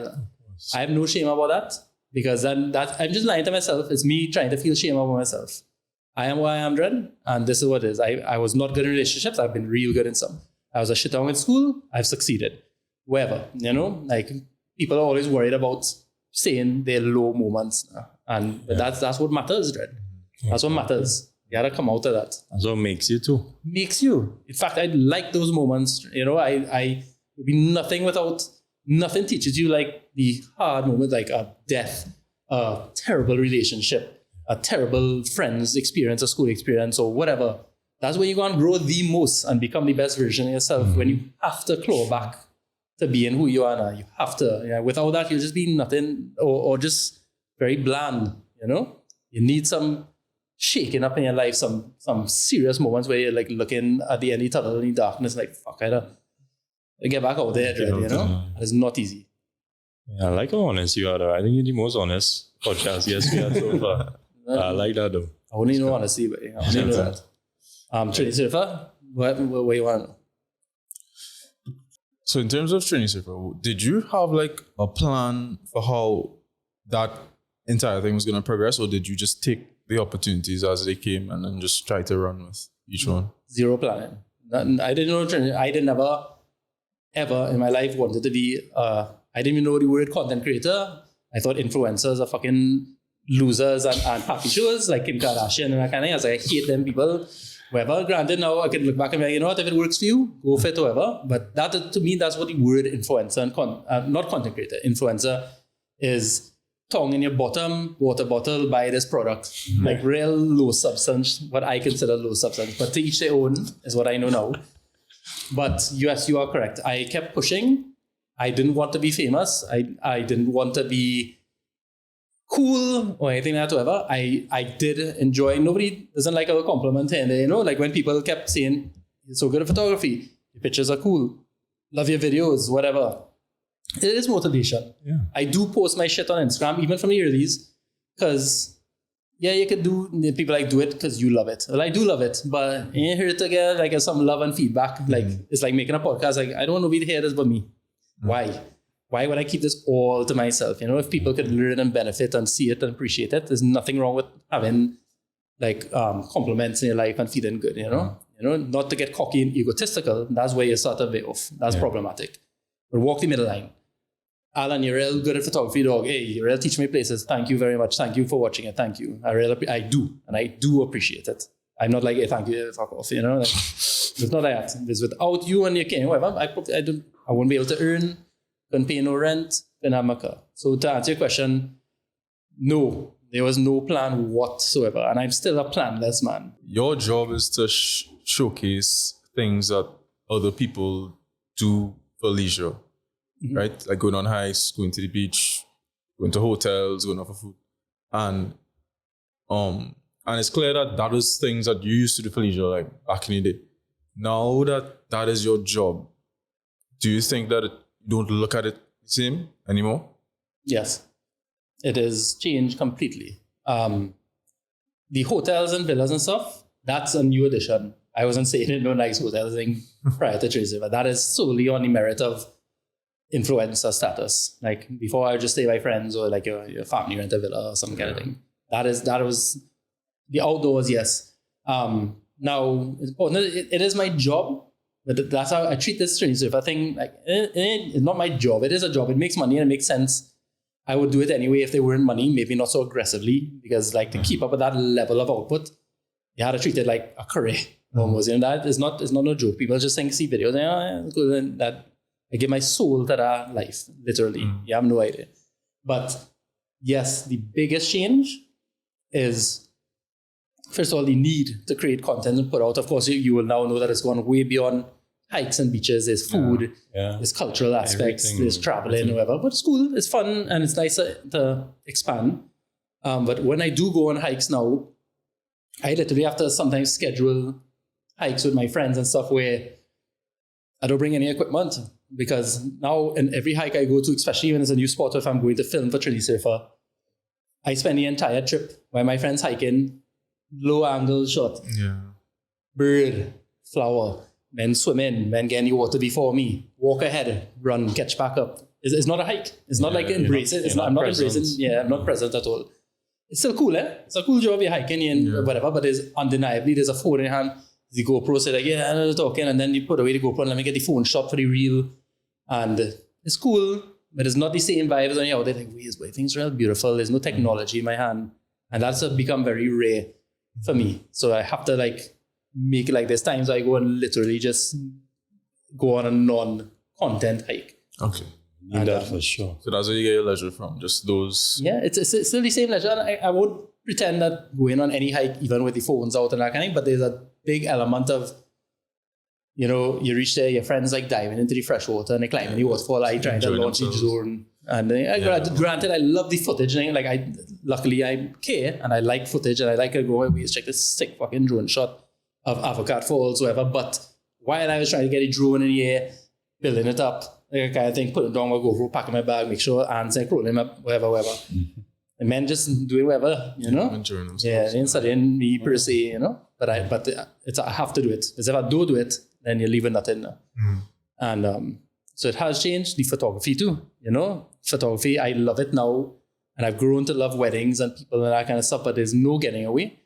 That it's a big difference when you wake up as like a sunny face, young boy, not young because I was old as fuck at that point in time too. But the point is that I used to get like mad excitement and go out there and I'm just like, take these pictures. I can't wait to edit it and share it on Instagram or something. Look at this sunset I got this morning, guys, whatever. I still have some time, maybe, but now it's work, go home to get these pictures out, make sure in a timely manner, select the right ones. You're still excited to see how you've done for the couple on their wedding day, but it's a job. You show up.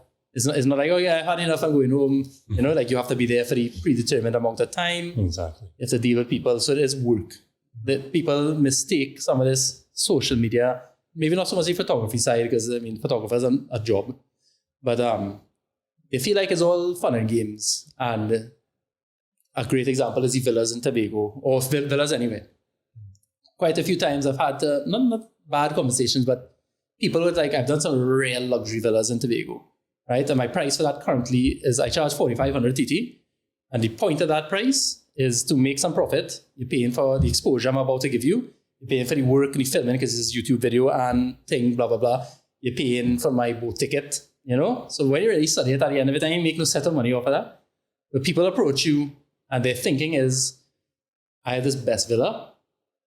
You could stay in it for 3 days if you give me this. I was like, nah, don't work so at all.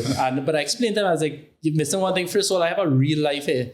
They think that I have the time to just pick up on vacation at any given moment. They think to themselves, you just getting a best villa and you're on vacation. I was like, mostly it's not vacation at all. Yeah. You come there, it's cool. It's cool. It's nice. But I just had to ride that boat with my truck for an undisclosed period of time during the week when I could have been doing other work in Trinidad. You could catch your boat, you go across there. As I reach there, studying, I have to do the walkthrough for YouTube, the talking, the explanations, whatever. I have to do the walkthrough with the reels and everything on the phone. I have to put it together. I have to speak about your place. I need to make sure I capture the stories. I need to fly the drone. I'm not saying it's all insanely hard, but already I'm not on your long share taking tan long shares as like you might think, you know. I'm away from my wife so many times.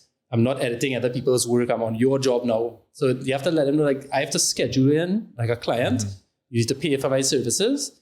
And when I'm done, I go back home to Trinidad. I didn't go into Tobago. Like, I go into Tobago so much now, I over Tobago, to be honest. I love Tobago, but it's not like when you go to Tobago with your girl or some kind of thing and real embracing Tobago, you know. I go into Tobago and it's like, what? I'm so fed up of riding that boat and then now, like, it's just... You've been to Tobago real plenty. All the time. Why don't send your car and just take the plane? It costs more money for us all to do that. However, I don't mind the boat. I don't like flying all that much, to be honest, either. I'm not a big fan of planes. Granted, I'm not like scared of it. Like, I travel all the time. But if I could avoid a plane, I could swim, you know? Plane is just one and done. Either you make it or you don't make it now, most of the time. So I have a little small fear of flying, but not enough to stop me from doing anything. And it is somewhat a money factor. Like, the money is... Like, I had to raise our price at some point in time too, because just like everything else, when I first started photography and I was doing hour-long shoots for 500 TT with how much ever people. Now, my most basic package for like family photography is 3 persons for 1200 TT for 30 minutes. Because I've learned for so hours real time. Yeah. People fed up after 30 minutes. They're glad it's done. Not that in a bad way, but you can do so much in 30 minutes. And people appreciate it. Like, ways that was quick and easy. And like, my child didn't cry and we didn't say it. I was like, yeah, knowledge. And also, this is my price, which is still on the better end of some photographers. And I'll tell you right now, like, I'm easily up there with some of the best photographers in the country. And there's so many people in my class, or whatever you say, much more expensive than me. So I'm still affordable. Right. So my pricing is based on me being compensated. Hopefully, the average person being able to afford me, you know? There's people out there who will take less jobs and charge them maybe double some of my prices and they get it work. I'm happy where I'm at. I know it brings in enough jobs. It brings in enough to live. I'll deal with price raising down the line. But you could get, and you know, you're going to get something that is not subpar. You know? And a very fair with the packages I deliver, and you get good amounts of photos and stuff. So that is where it's at, but it is work. Like, this started out as hobby, all hobbies. Because it's enjoyable, but it's nothing like when I first used to go on the Beachy Boys, they film the GoPro. Like, it didn't matter. Yeah, there's deadlines now.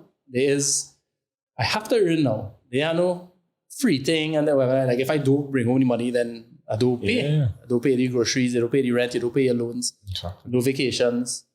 But of course, as you all are fully aware of, there's the lies that come with it. I just came back from Antigua. I didn't make any money. And I do want to make money on these trips when I want to tap the Caribbean. I want to do exactly what I've done for Trinidad and Tobago for the Caribbean. Because I'm all about the Caribbean vibe and thing too. Trinidad is the home. And I want the world to know, hey, come to the Caribbean. I want Caribbean people to come to Trinidad, go to Jamaica, all this stupid petty shit about Trinidad and them and Trinidad people, stupid Jamaicans and them who better. All these countries real best. You're an idiot if you stay away from the other Caribbean. They're real cool. Go and see what's going on. Eat the food, relax, get out that nonsense like we battling each other. Exactly. Nobody cares, you know. But I want to get the point, yes, where I'm making money. But I'm still fortunate enough that Caribbean Airlines and tourism boards in these countries now say, hey, come and you completely accounted for. And yes, I'm not earning, so I cater. Okay, if I was in Trinidad, I could have been making money maybe, but I'm not losing money. And I come back with, because so now my portfolio is building. They're like, oh, wait, this man, look what he did for Antigua. Look what he did for Jamaica. Look, you know, this is what it is, you know. And it's good for them, because people see it. And you don't get that, unfortunately, unless you have some followers. They bring in me, yes, based on talent. But if I didn't have a big fan base to show it to as well to them, what's the point now, you know?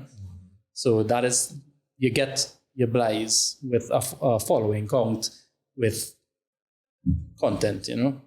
So it's also like a natural progression as well, because as you go through all these sites and the places you could go here in Trinidad, once you do all of that, the only thing else to do after is you go to Tobago, and then after Tobago you go up the islands, go Grenada, Antigua.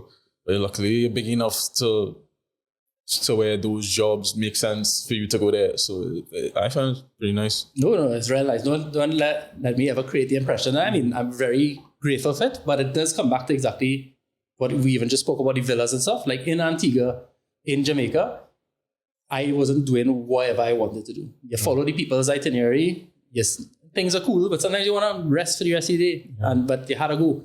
Sometimes they show you things and so much Trinisurfer, you know, like too much hotel or whatever. And I want to see a beach or waterfall or whatever.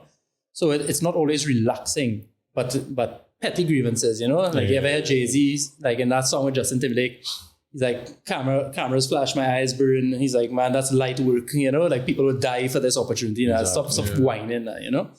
And then, as you said, natural progression. There will come a point in time where I earn money and do that. Yeah. And then he comes and be like, I'll say, hey, I'm coming to do all this. Everything needs to be covered. And if you give me a $150 US stipend a day or whatever, which hopefully I don't spend, and then I could come on with a little profit as well too, hopefully.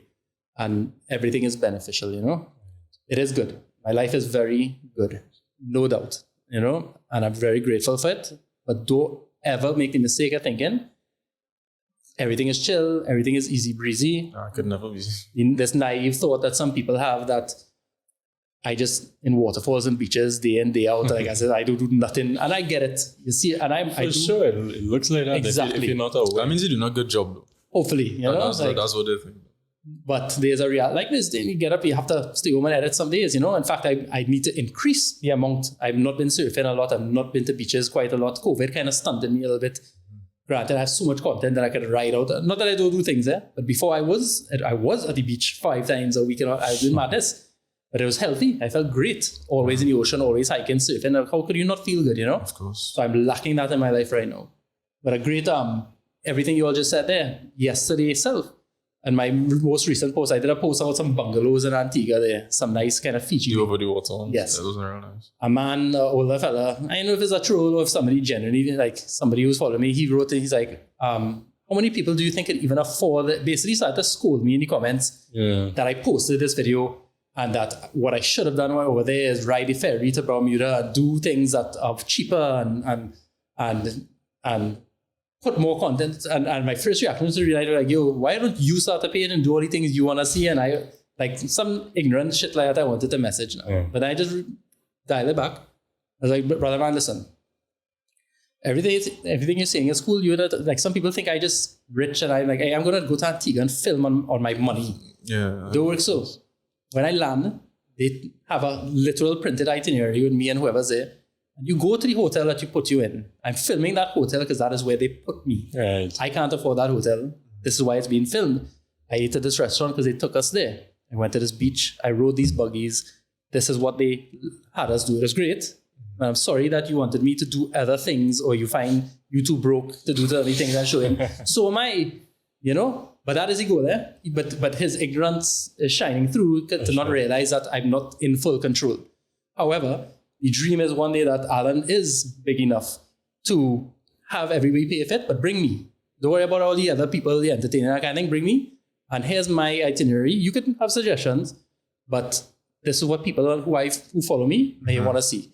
You see, I researched your country. Here's this beach. Here's this restaurant. Here's this hotel. Here's this tour or whatever kind of thing. I feel like the average person from Trinidad might want to come to your country if you take me on these things, you know? And if you're like, not everybody could go to the Royalton all inclusive. Some will, not everybody. My boy there want me to ride to Bermuda on the ferry. I might not do it just because you asked, whatever, but maybe that is a good thing to show and I want to see Bermuda and Alan could do that. The tourism probably thought that we ain't taking him on that ferry ride is wrong, you know? So again, coming back to the filter that people like, some people, they don't think critically.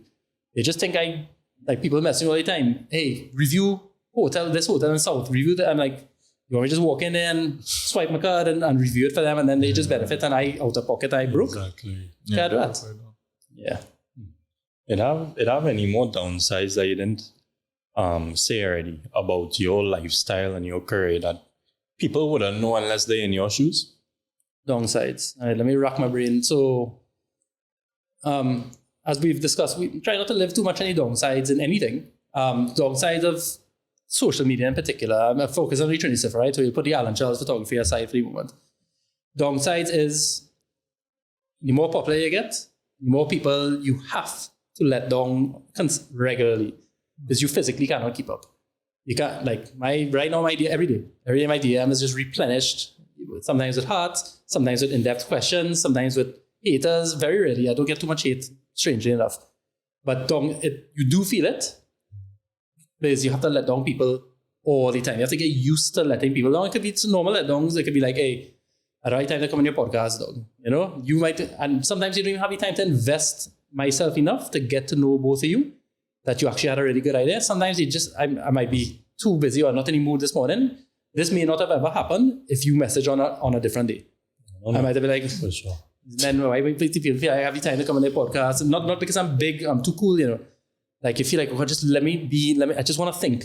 You know, there's so much going on every day in my life. You know, and I'm not saying people, I'm so busy, everybody not busy, but that's how I feel. And when you try to, that part of my job is free. I don't get paid to respond to your comment or to talk to you or to say thank you. That's just, I just doing it, you know. And at some point in time, you burn out after creating all the content, after doing everything, dealing with real life outside of like your wife, you cooking, you take out the garbage, clean the cat shit out the litter. Like there's a real life going on now. And I just have to choose to go on and talk to people, and everybody is asking, sorry, that's my chair. Oh. People are constantly with great, like this podcast, I'm glad I'm here today. And I might miss so many great ideas based on how I feel when I wake up, based on how people approach me. You could have come with the same great idea, but you could have annoyed the living shit out of me. Or like, I ain't telling you unless you give me your phone number. You did the right thing. You told me what you were about from the get-go, and it was digestible enough for me to tolerate it. And then we reach here, and here I am. I'm out of my house on a Saturday morning, talking to all you, and it's cool. Somebody else might have the same great idea. They might be good people. They might just go off at me in the wrong way or refuse to even give me a little insight into what they want. And I button them out, and then all of a sudden, that training person is a real dickhead, yes? Like, I try to tell him, man, he too big. He's too big, and a lot of people can end up feeling like that. Yeah. Not acknowledging that there's just so much coming at me, and I'm grateful for it, but how do you sift through it? How do you pick and choose? We're all humans, you know. I might come across wrong to somebody, you might come across wrong to me, and that might just be the deciding factor in me not pursuing the conversation. Yeah, so that's a downside. The other downside, this is not even a downside, but you can depend on the person you are. Like, when you become popular, like people, like I can't get away anymore. It's not bad. Like, I don't mind it. Recognition, but you gotta be able to deal with that life. Wherever you go, you might go to exercise or Instagram or whatsoever, and you just want to go for a run for 30 minutes. Somebody stop you, and they love you so much that they hold you in a 15-minute conversation. You're not jogging anymore. So you have to choose. Do you walk, like, end the conversation in a rude way? Do you allow them to talk? And most of the time I choose the talk, you know? And whenever the whole ambition changing, exercise, you start small talk. Everywhere you go, people identify you, you're recognizable. People run up to you, your wife. And it's normally a cool scene, however, but you have to be okay with that. They have no being left alone. You know, people, you'll be shocked how willing people are. You're eating, you're sitting on a boat or plane or whatever. Hi, I just want to take a real quick picture. My aunt is watching New York and that kind of thing. And I don't mind, but I'm cool with that. I don't mind. But if you're a person that you can't handle being bothered anytime you leave your house or approached, you have real problems. Mm-hmm. It doesn't end at all. Especially more and more, like, no one you get, airports, and no matter where you do, groceries, somebody going to tell you something. And where I'm very lucky is I'm quite a positive social media personality, you know.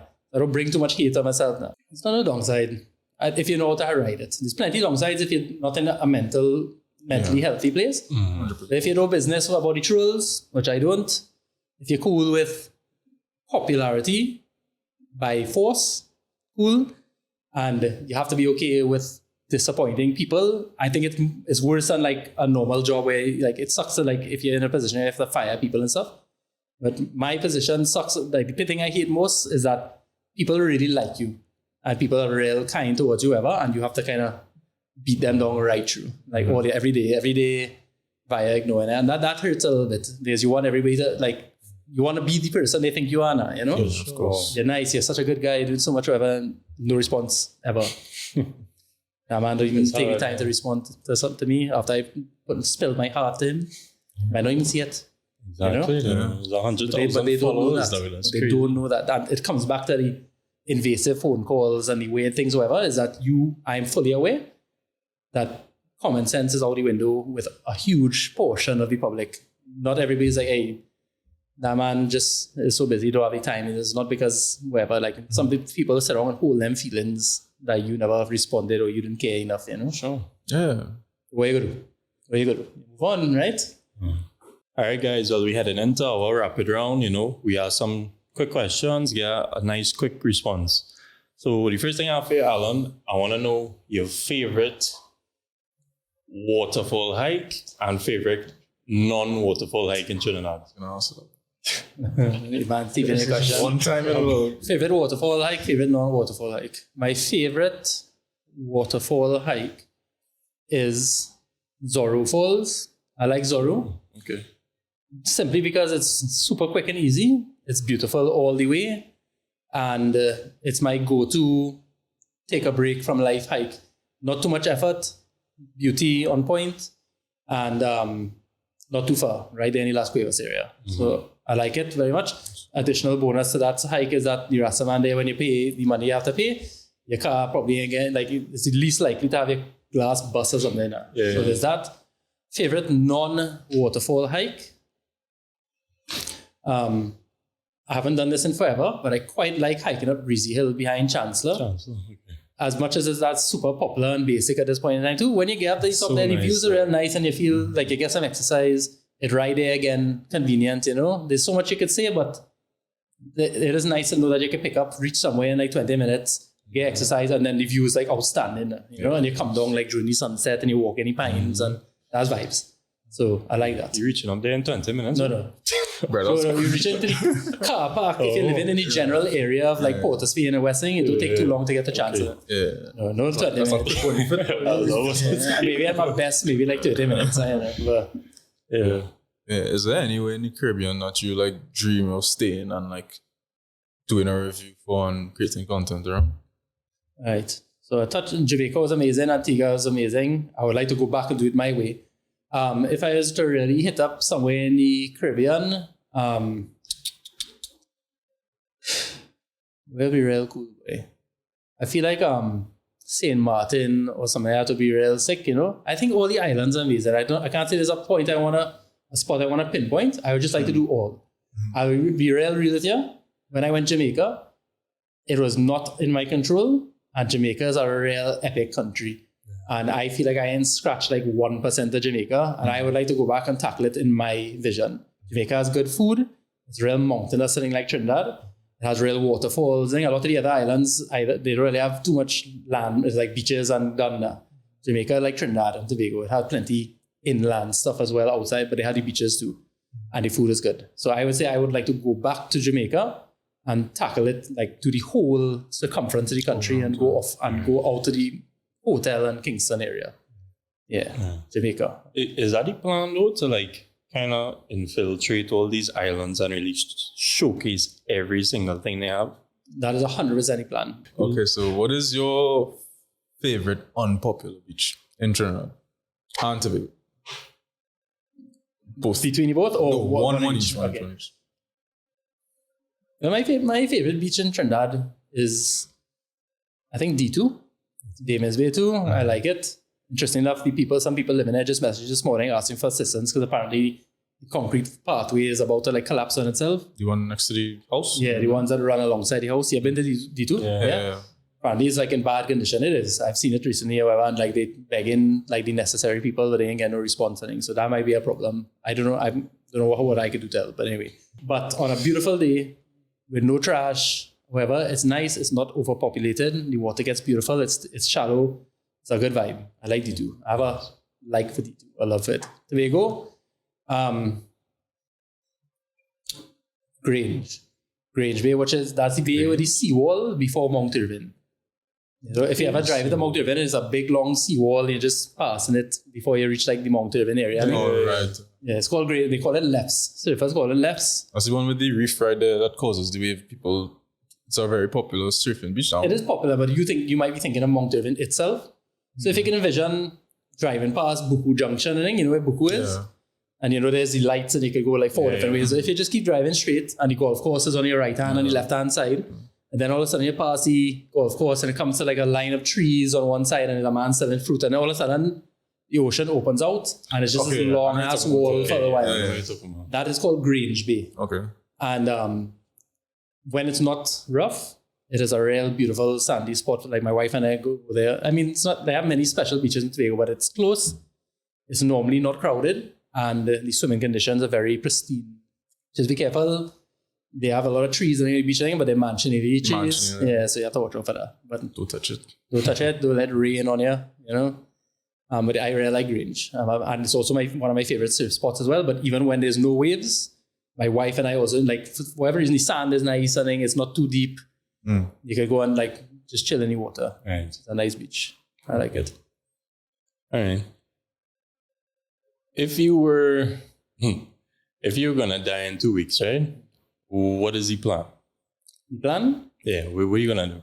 Just to kind of get an idea of your personality and thing. The real plan I would get all my shit together, make sure all my insurances and thing up there, make sure my wife cool once I'm bouncing, and whatever else, say what I had to say to whoever. And what would I do? Truthfully, I would probably just try to travel somewhere that I've never been before with my wife, if possible, leaving my loved ones. Go somewhere, live life one last time. I mean, that's the most honest answer. I'd probably be crippled with anxiety and worry if I was going to die in 2 weeks. But yeah, I think I would, if it was just a foregone conclusion, I would go somewhere where I could surf, where you could soak up some things you've never seen before, eat real food, real best food, and just like throw everything on the window and soak it up until the moment I had to go. Right. Plain and simple. As much, like just do what I can, you know? That's the honest answer.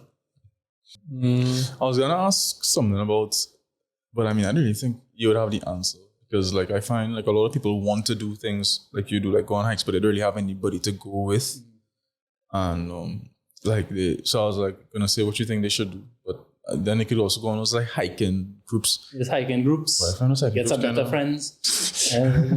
No, I hear that. Like if I weren't me, I would rather not go on with hiking. I'm not knocking hiking groups. I wouldn't go on hiking. That's not like I like to do it myself. Too much people, I like to go by myself too. The real honest answer to that is to get a friend or two that are down for the mission, you know, and maybe start small. If it is people they literally have no one in your life, however, I don't know, find some new friends, but not find new friends, but you know what I mean? But try and maybe pick something that the friends who are less willing could achieve. And, you know, maybe just go into Las Cuevas instead of Maracas for that thing, you know. Chain them up, get them to this. Most people, other than people who really, really just not on it, it's normally a situation that when you reach a beautiful destination or somewhere nice, especially on a good sunny day or a beautiful clear day at a river or whatever, you can like, you know, I'm kind of glad I came and did this, you know. And maybe that triggers something that makes them more willing in the future. But yeah, it's unfortunate if you literally have nobody down to do anything with you. I would say just try and peer pressure somebody in your life to make the trip with you to something simple, you know? Yeah. Sometimes I just do that stuff sometimes by myself or with my wife. Or I'm not recommending people go in very secluded places by themselves. But yeah, it's a hard one. If you resort to your hiking groups, maybe go in a hiking group and then from there you meet two people who don't belong for the hiking group again. And then those two people, if you're really so intent on exploring, you know? You had to find some people down for the mission. The friends I have now who I go on some trips with, it's not the same friends I grew up surfing with. It's not the same, you know, things change. I have a hole in the wall food experience. As I just went to a random place and it was the best thing I've ever eaten in my life. Do you have one? So in Tobago, it's popular-ish now. It could always be more popular, but there's this place called Sherlands. You may have come across that. There's a hummingbird thing in Tobago. I actually mentioned it earlier in the podcast. But long story, you're asking for somewhere that's kind of hole in the wall. It is literally like a galvanized shack set up in the forest reserve. And this woman, she's been doing like little tours for years, but she was real off the map. Like you only knew if you knew, like way out the way there in Tobago. And you come, you pay a little money, and you can sit on some stumps she cut in half, and there's like a hummingbird. It's a real amazing experience. There's a hummingbird there that's only present in Tobago, nowhere else in the world. If you care about that kind of stuff. I'm not a birder. I'm not a big nature man to that level. You can still appreciate the coolness of hummingbirds flying around in your head. Anyway, for like about $150 if you call in advance, she will also cook a meal for you when you arrive for your experience. And she cooks mostly things that she's grown on her land, and squeeze it and real to cook. Yeah, this woman could real cook, and you get like turmeric, ginger, orange juice, freshly squeezed from her land, provisions from her land, callaloo, this, that, whatever, and then she get fresh fish from down on the coast, chicken, whatever. it's local food, but some of the most flavorful, like that food you just sucking up your fingers and like you're licking, so like it's so good. And everybody goes like, what the fuck? How is this? And I think it's something to do with the love that goes into it. Yeah, Alan, you can't put love in food, you can. But the seasonings and the niceness of just like there's no pollution around the area, I think too. The food just tastes good, Dread. Super, like more food than you could possibly eat. Like if it's 2 people, you pay your 300 when you come there. And she tries to eyeball it, but chances are you're going home with like a second dinner for each person. It tastes better than most local food. You said normally having birds, you could go early morning, late, and other species. It's just a real good all-around experience. And the person himself, like true local countryside Tobagonian, don't know how not to smile, do not know how not to be kind. The kind of person, you're just like infectiously nice now. Yeah. Like they don't know bad vibes or anything. Like you're just smiling, cool, humble, real. And it makes you like reevaluate yourself. And you're like, wait, why am I really a good person? Like that is a good person, you know? But nah man, life is good. I leave people with a few words that help me out. I'm hear me ending your podcast. I don't know if you have more questions, you could obviously ask. But if you have any dreams, ideas, anything, just start. I know that sounds simple, like Nike, just do it. Do something. You want to make a podcast? You don't have microphones and this beautiful setup and all your lighting systems. Record it on your phone. You know, maybe too shitty, but you know what's even shittier? You had nothing for the next 3 years because you didn't get the mics you wanted. Now. You want to go on YouTube? You only have one phone? Put it out. People want to be the best right away. Mm-hmm. Right away, but have the best, be the best, do the best. Nobody likes the marathon. Everybody wants the sprint. Everybody's goals. Sure. I want to win that gold medal now. I want the best now. Even if you come from a lot of wealth or something, you could jump right into it. It just don't work so now. It just doesn't work so. And if you truly like it, you'll find out real quick. You like what you're doing? Do it while you suck. While you're not good enough. While nobody cares. You're talking to yourself. You want to go and be big on Twitter? Tweet into the AF for like the next 3 years before I even take you on. Like you're mad. Like you're talking to yourself. Start. Mm-hmm. People, how I become a photographer? Like how can I be like you, Alan? I was like, first of all, don't be like me. Be like you. Start. I really I want to save up for like the Sony A7 III and like cool, save up for it. What I have now? I have this phone. Start.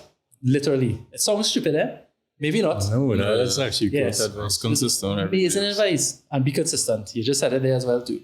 Start and be obsessive as much as you can be. Real talk. Like I could have been as talented and I could have just started, like I just said. People don't have any idea what consistency means. If my man he says he works real hard at it or whatever. Ask my wife. Ask whoever. Every single day. When I sickening, if you take back the combination of the last 4 years, how much ever days I would equate to, 4 by whatever, 365, work it out. If I missed 3 weeks worth of posting, you're good. Every day. And more, and I mean, through burnout, and sometimes you could probably say it was unhealthy. I miss. And I did it when I was nothing, relatively speaking. Still doing it. Nothing has stopped. I mean, things have changed. Different approaches. In fact, sometimes, okay, a little bit less now because it's like, oh God, maybe I can ease up a little bit. And there's different priorities. But it's either you're doing it right and you want to be self-employed, you want a career, whatever. It's if you're showing up, you're doing it to the best, you're learning all the time, you're committing, or you're not. Relationships. You can't lag. You can't show up once every 3 weeks in a relationship and hope for the best, you know? You can get fucked. Straight up. Anything. Everything. That's a life piece of advice there. Just start. Yeah, I want to lose some weight. You know, I'm battling since COVID to catch myself. And I no shame in telling you, like 3 years now, I still ain't start. And like every 2 weeks I'm like kicking off good. Fade. Some shit is hard. Again, older, you know?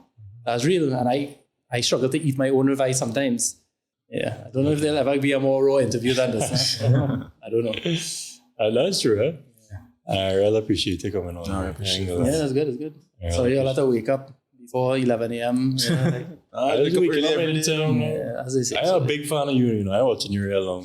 Honestly, Nice and light. The host. Yeah. No, so you love it. It's good, it's good. I wanted to do something like this for a while. Yeah, I know you talk One or about two that. things that come and like I just, life is just getting in your way. It didn't come at the right time. Huh? It didn't come at the right time. Yeah, awful. Yeah, everything for a reason, eh? I mean, beyond divine and spiritualness, whatever. You just gotta find some things fall into place, Now was the time for me to be on the podcast. Then was the time for me to start Trinisurfer. Whether something's gonna come out of this for you all, that's just gonna be a right timing now, Life is a funny way. However it's gonna be now. Yes, Regardless of divine intervention or not, or if you don't believe nothing, it is what it is. Yep. Whatever you all did in your last, how old are you? 23. 24. 23 and 24. Whatever you did from 0 to 24, how you doing this podcast? No matter how you twist it. That's true. No matter how you twist it now. You can't look back and I would have done this. You can say all kind of thing. You're here. That's it. It's just weird to think when you really study it now. Yeah. What you do differently if I guess nothing. Because I don't know what I would have done to my life, Jordan. Yeah, exactly. There's no other way around it. It's just fascinating to think about it. Life is just going, and one day you drop dead and your life was your life. Doesn't it make sense revisiting what, learn from it as we said, Yeah. yeah. Whoever. Some good life advice on this podcast, man. I ain't gonna lie. I would love to hear you all do a podcast one day where it just kind of recaps like the last decade of your life and piece together like these little puzzles that, like, how did you even reach podcast now? What point in time you say, hey boy, I want to do a podcast. What was he thinking right after that point now? Right. What made that happen? Because he wasn't born thinking you're going to do podcast. That's true. Some point in time, somewhere you're in university or college or wherever, where you listen to a podcast, you're like, I wonder if I can do a podcast where I kind of want to talk. There was some moment that just went like that now. And that started it now. I'd just like to say thank you for all of you for listening in to this episode of the Odyssey Podcast. Today we had the pleasure of sitting down with Alan Charles, also known as Trinisurfer. If you liked him, please check out his social media pages. You can find him on TikTok, YouTube, Instagram, Twitter at Trini_surfer. He has a lot of really good, high quality content, and I'm sure you won't want to miss out on anything new. So, Alan, on behalf of myself, Kriston, and all the viewers, we'd just like to say that we really appreciate you coming on, sharing your perspectives, your stories, and your opinions. We definitely learned a lot, and we definitely look forward to seeing what's in store for you in the future. Yeah, man, I appreciate it, and thank you for being my first. You took my podcast virginity. There you go. I hope the viewers out there appreciate everything. I know I talk a little too much sometimes, and I say a lot, but take what you want. As we said earlier, anything from the Bruce Lee quote, take what you want from Take me. what you want and Put aside all the bullshit that you thought I said, and then adapt yourself to what is useful to you. I hope everybody learns something about who I really am. it was an honor talking to you. Yeah, it's cool. Good vibes.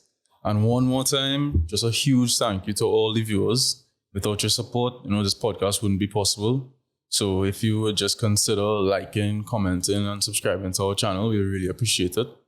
And honestly, your support really means the world to us, and we're very grateful to each and every one of you. So until next time, goodbye. Thanks, guys. Later. Yeah, man.